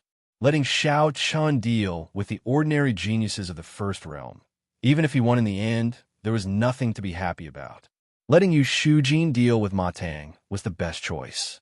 Upon hearing Xiao Chun's words, Yu Jin understood what Xiao Chun meant and immediately agreed. Then, Xiao Chun gave his identity token to Yu Jin so that it would be convenient for her. After all, according to the request for help from Bailing Valley, Ma Tang had brought along an immortal venerable from the First Realm. Therefore, Yu Jin had to bring along an immortal venerable from the Seventh Realm. The matter was handed over to Yu Jin to handle, so Xiao Chun didn't care about it. At least, before Mu Fan personally took action, Xiao Chun wouldn't appear. On the Seventh Realm side, Yu Jin took Xiao Chun's identity token and led a group of experts from the Seventh Realm to Bailing Valley on the same day. On the other side, in the main hall of 100 Spirit Valley, Ma Tang was sitting on the main seat. Below him, a group of 100 Spirit Valley Great Saint Emperors stood nervously. Leading He all the way to the Bailing Valley, Ma Tang immediately ordered a search. In the end, as expected, the 2 ice lotuses were found in Bailing Valley. It could be said that there were witnesses and material evidence, but such a search could be said to be a complete cover. As for where the 2 ice lotuses came from, Ma Tang and the others probably knew best. Unfortunately, in the face of Ma Tang and the experts from the First Realm, the people of Bailing Valley had no room to defend themselves. Ma Tang said that they had robbed the ice lotuses, so they had robbed them.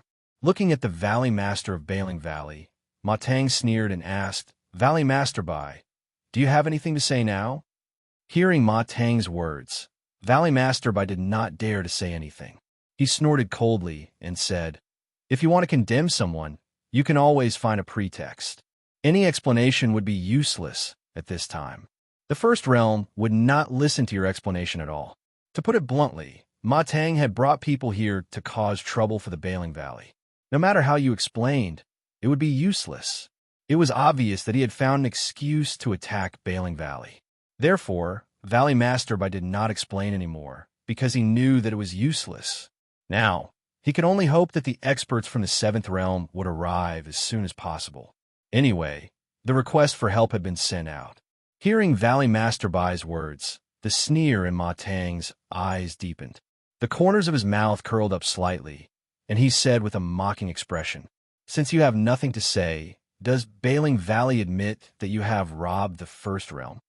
Hearing Ma Tang's words, Valley Master Bai simply kept silent. Seeing this, Ma Tang was not angry at all. Things had been going smoothly so far. As for the attitude of Bailing Valley, it did not affect Ma Tang at all. Seeing that Valley Master Bai and the great sage of Bailing Valley had chosen to remain silent, Ma Tang said in a low voice, "Since you have nothing to say, well, hand over the person who did it, and I will let Bailing Valley go this time." The Seventh Realm had killed more than 100 people in the He Ming sect. This time, Ma Tang would give them a taste of their own medicine and kill 14, the great sage of Bailing Valley. Hearing Ma Tang's words, Valley Master Bai looked at Ma Tang coldly. "Hand over 14, the great sage? How could this be possible?" Valley Master Bai snorted coldly and immediately refused. Impossible. If you have the ability, kill all the hundreds of thousands of people in Bailing Valley. Bailing Valley was a large sect in the Immortal Realm, and its strength was not much weaker than the He Ming sect.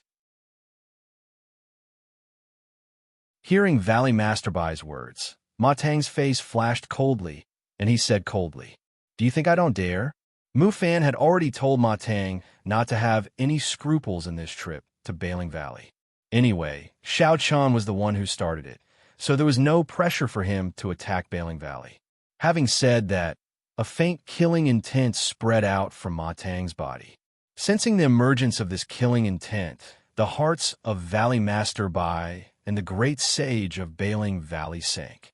They unconsciously glanced at the experts of the First Realm in the main hall. This time, Ma Tang was fully prepared for this trip to Bailing Valley.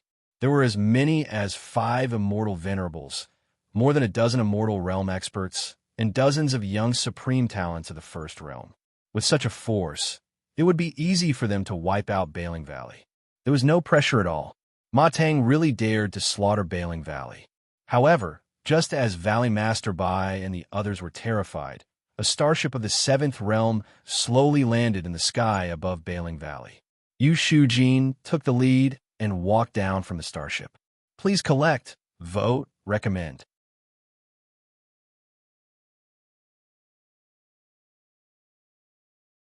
Chapter 1788.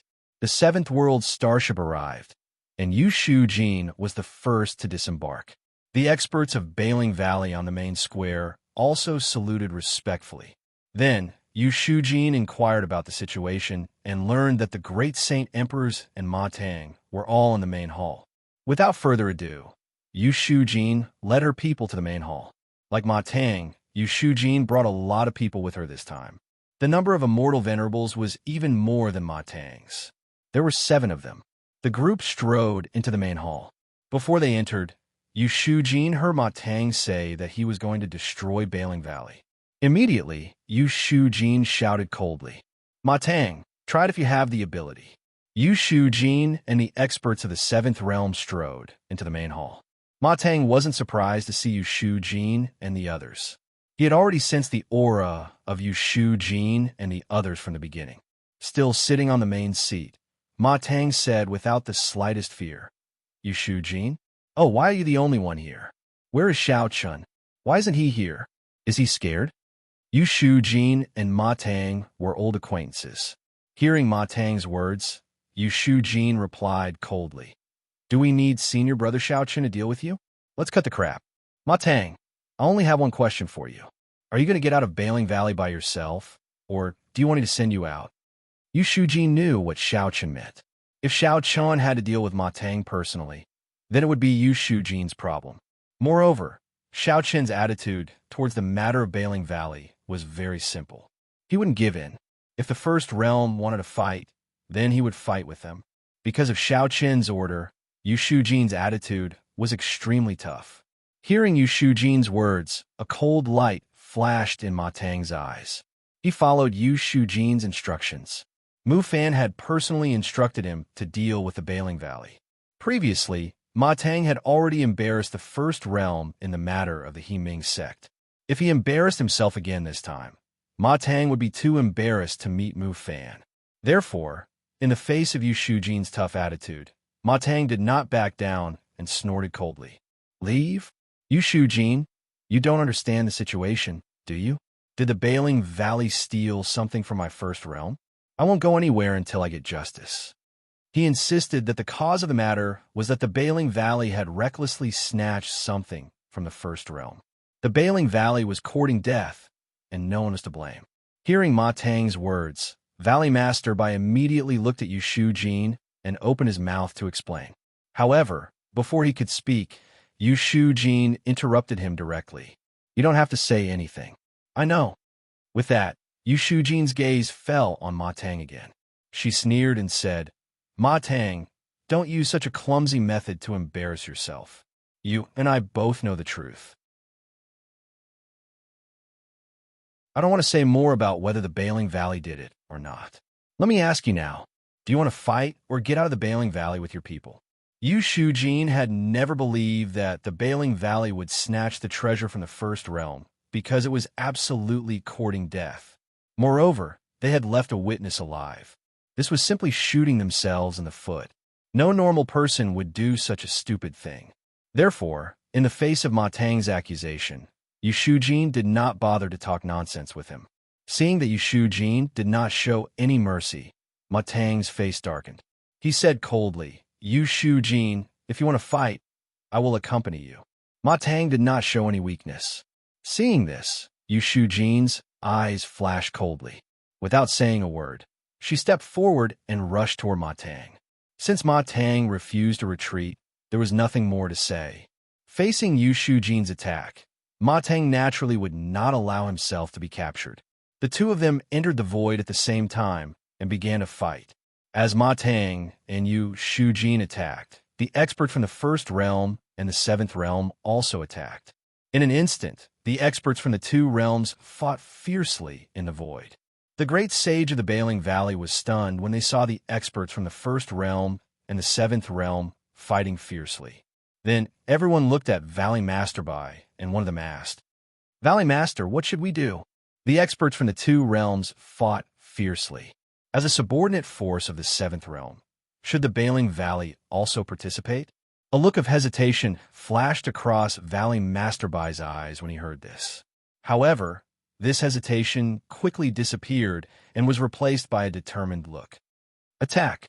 As a subordinate force of the seventh realm, the Bailing Valley naturally had to help. With that, Valley Master Bai led the group of the Great Sage from the Bailing Valley to help the experts from the seventh realm and the first realm fight fiercely. In the void, the experts from the two realms fought fiercely with the group of the Great Sage from the Bailing Valley. On the other side, in the seventh realm, in Xiao Chen's cave mansion, it had been 2 days since Yu Shujin left. At this time, Xiao Chun and Hong Xiu were resting in the pavilion in the courtyard. Looking at Xiao Chun, Hong Xiu said in a low mood, Xiao Chun, it's all my fault. In Hong Xiu's opinion, it was all because of her that the first realm and the seventh realm were in such a mess.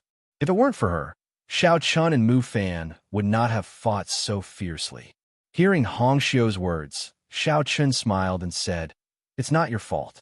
Even without you, Mu Fan and I can't get along peacefully.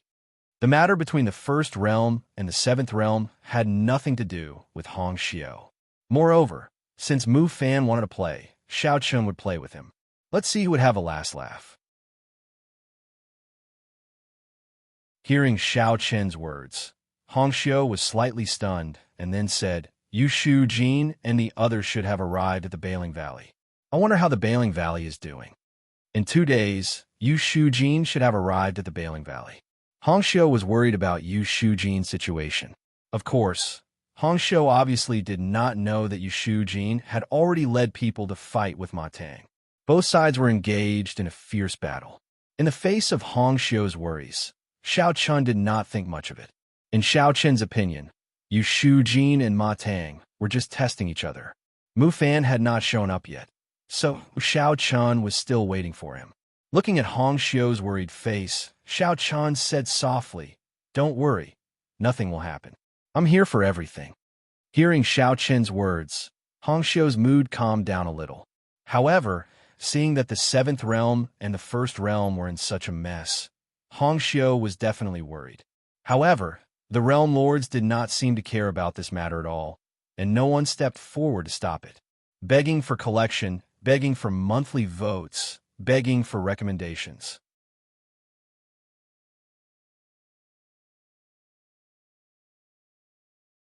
Chapter 1789. In Xiao Chen's opinion, Hong Xiu had nothing to do with what had happened between the first realm and the seventh realm. Of course, he did not want to give her too much pressure. This silly girl always thought that it was because of her that Xiao Chun and Mu Fan were at odds with each other. However, to put it bluntly, with Mu Fan and Xiao Chen's characters, they would sooner or later turn against each other, even without Hong Xiu, because Xiao Chun was not a person who would give in. He was not like the other heirs of Yi, who knew that Mu Fan was crazy, so they could avoid him and would not provoke him. However, Xiao Chun was completely different. If you were tough, he would definitely be tougher than you. At most, they would fight. Therefore, with Xiao Chen's character, who only knew how to fight head-on, he would explode sooner or later when he faced Mu Fan. Hong Xiu's existence would at most bring forward the time of his explosion. Just as the two of them were talking, a genius from the seventh realm hurried into the courtyard and bowed respectfully to Xiao Chun. Senior brother heir, Mu Fan has left the first realm. Xiao Chun had arranged for this genius to secretly monitor Mu Fan. In fact, it was not to monitor anything, but to monitor whether Mu Fan had left the first realm. That was all. Hearing this, Xiao Chen's eyes flashed, and then he said coldly, "It seems that the main character has come in person. Mu Fan had not shown up before, so Xiao Chun had given you Shu Jin full authority to deal with the Bailing Valley. Now that Mu Fan had left the first realm alone, there was no doubt that he was going to the Bailing Valley. Since Mu Fan had come in person, Xiao Chun naturally would not stand by and do nothing. Yu Shujin alone would not be able to deal with Mu Fan." Hong Xiu stood up slowly and looked at Xiao Chen's movements. She also knew what Xiao Chun was going to do, so she said worriedly, "Be careful." Towards Mu Fan, Hong Xiu had an instinctive fear. Furthermore, even Yi Xiao had been severely injured by Mu Fan more than once and had almost been killed. Hong Xiu naturally did not wish for Xiao Chun to be in any danger. Hearing Hong Xiu's words, Xiao Chun smiled and said, "Don't worry, Mu Fan can't do anything to me." Although he hadn't really fought with Mu Fan, as the heir of the seventh realm, Xiao Chun wasn't afraid of anyone in his generation. This was his confidence. After saying this, Xiao Chun gave Hong Xiu a reassuring look and said, "I'll be there soon. I'll leave Luan Luan in your care." Without waiting for Hong Xiu to reply, Xiao Chun took a step forward and disappeared from where he was, disappearing into the void. Xiao Chun could be said to be the Hachibara Sunkai who was chasing after Mu Fan. Their goal was the same as Mu Fan's Bailing Valley. Seeing Xiao Chun leave, Hong Xiu's eyes were still filled with worry. However, she also knew that she couldn't stop Xiao Chun. The only thing she could do was to take care of her family. Otherwise, Xiao Chun would be worried. Sighing softly, Hong Xiu's expression returned to normal. She looked at the seventh realm's genius in front of her and said, "You can leave now. If anything happens, inform me immediately." "Yes, senior sister Hong Xiu." Hearing this, the genius replied respectfully. Although Hong Xiu wasn't from the seventh realm, in the eyes of the seventh realm's geniuses, she was Xiao Chen's woman. Therefore, when facing Hong Xiu, the geniuses from the seventh realm were very respectful. After asking the genius to leave, Hong Xiu returned to her room alone. On the other side, Xiao Chun and Mu Fan were also rushing to Bailing Valley. At the same time, in Bailing Valley, the experts from the first realm and the seventh realm were still fighting fiercely under the leadership of Ma Tang and Yu Shujin. However, as people from the Eight Desolation Immortal World, even though the battle was extremely fierce, the experts of the older generation still held back and didn't go all out. Therefore, until now, there hadn't been a situation where someone had died. After all, not everyone was like Xiao Chun, who could be so unscrupulous. In the Hachibara Sunkai, killing fellow disciples was a taboo. Because of this, many young geniuses from the two realms were defeated and seriously injured, but no one died. As long as they defeated their opponents, they would reach their destination. Of course, if Xiao Chun was present, it would be a different story. The fierce battle continued. With the help of the great sage from Bailing Valley, the seventh realm obviously had the upper hand. Moreover, the number of immortal venerables that Yu Shujin brought with her this time was two more than the number of experts from the first realm. Therefore, it could be said that the seventh realm had the upper hand. After a day and night of fierce battle, the first realm was finally defeated. Everyone was seriously injured, but Yu Jin and the other experts from the seventh realm knew their limits and didn't kill them. As for the great sage from Bailing Valley, they didn't dare to hurt the geniuses from the first realm. After the battle, on the main square, Ma Tang and the other geniuses from the first realm all had ugly expressions on their faces. At the same time, their auras were extremely weak, and they were glaring fiercely at Yu Jin and the others. She was defeated. In the end, she was still defeated. Looking at the angry Ma Tang, Yu Jin also suffered a serious injury. However, compared to Ma Tang, she was much better off. Taking a deep breath, Yu Jin said indifferently, "Do you still want to continue?" Obviously, they wouldn't have any chance of winning if they continued to fight. Hearing Yu Jin's words, Ma Tang snorted coldly and said, "Humph, Yu Jin, don't be complacent too early. Cut the crap. Get lost if you don't want to. Otherwise, I don't mind throwing you out one by one," Yu Jin said coldly. Since she had one, she naturally didn't have to give Ma Tang any face. She directly said that she would throw Ma Tang and the other experts from the first realm out. Hearing this, the anger in Ma Tang's eyes intensified. Previously, in a matter of Yiming's sect, it was understandable that Ma Tang had suffered a loss because it was Xiao Chun who had taken action. However, this time, Xiao Chun didn't intervene at all. It was Yu Jin who had brought them here. If Ma Tang was defeated by Yu Jin, he wouldn't be able to find any excuse. Because the two of them had similar statuses, Ma Tang and Yu Jin were both number 2 figures from their respective immortal realms. Now that Ma Tang was defeated by Yu Jin, it was indeed embarrassing. His eyes seemed to spit fire, but Yu Jin didn't care about it all. When the two of them looked at each other, a sneer suddenly came from the sky. How arrogant! Yu Jin, you didn't even dare to say such words when you were the heir of the seventh realm. Now that you've lost the position of heir of the seventh realm, you've become much bolder. Today I'll see how you throw the people from the first realm out of 100 Spirit Valley. Begging for collection, begging for monthly votes, begging for recommendation.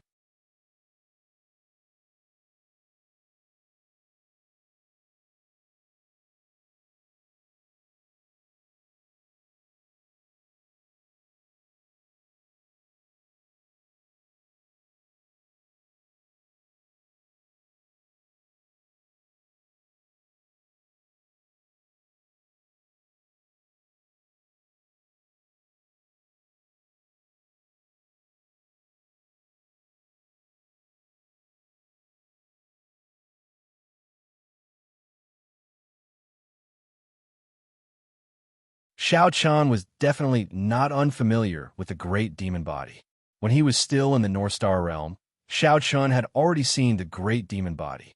However, the great demon body that Mu Fan displayed now was extremely different from the ordinary great demon body. First of all, the pair of wings on his back were not black, but purple. Moreover, the size of the wings was much larger. Keenly aware of the dignified look in Xiao Chen's eyes, Mu Fan smiled mockingly. "Xiao Chun, you should know that Guanhong, Fu Rue, and Yi Xiao are all very afraid of me. However, you don't know that the reason why they are afraid of me is not only because of my character, but also because of my strength." Xiao Chen knew that Guanhong, Fu Rue, and the others were afraid of Mu Fan. However, the real reason why Guanhong and the others were afraid of Mu Fan was not entirely because of Mu Fan's character. Everyone knew that Mu Fan was a person who would do anything to achieve his goals. However, in addition to that, Mu Fan's strength was absolutely not to be underestimated. He was extremely difficult to deal with. It was precisely because of his absolute strength, coupled with his insidious and vicious character, that Guanhong and the others were afraid of Mu Fan. With the activation of the bloodline of the 3 clans, Mu Fan's aura had increased by at least 3 times compared to before. As soon as he finished speaking, without waiting for Xiao Chen's reply, Mu Fan moved his feet and instantly disappeared into thin air. Of course, Mu Fan did not really disappear. It was just that his speed had reached an extreme, and it looked as if he had disappeared into thin air. Sensing Mu Fan's speed, Xiao Chen's eyes flashed with a dignified look. He sighed in his heart. So fast. At this time, Mu Fan's speed had indeed reached the extreme. In the blink of an eye, Mu Fan's figure suddenly appeared on Xiao Chen's left side. Immediately, Xiao Chen reacted and slashed out with his sword. However, in the end, he only managed to hit the afterimage left behind by Mu Fan. Front, back, left, and right, Mu Fan was constantly moving. However, Xiao Chen's attack could not hit Mu Fan. With his ridiculously fast speed, Mu Fan seemed to be toying with Xiao Chen. At the same time, a mocking voice came from Mu Fan's mouth. "You're too slow, Xiao Chen. As the heir of the seventh realm, is this the only speed you're famous for? You can't even keep up with me. If this goes on, how are you going to fight me?" As he spoke, Mu Fan's figure suddenly appeared in front of Xiao Chen and fiercely punched out. Seeing this, although Xiao Chen immediately defended himself and raised his sword to block, he was still sent flying by Mu Fan's punch. After activating the bloodline of the three clans, Mu Fan's abilities in all aspects had been greatly improved. Whether it was speed or strength, they were far from what they were before.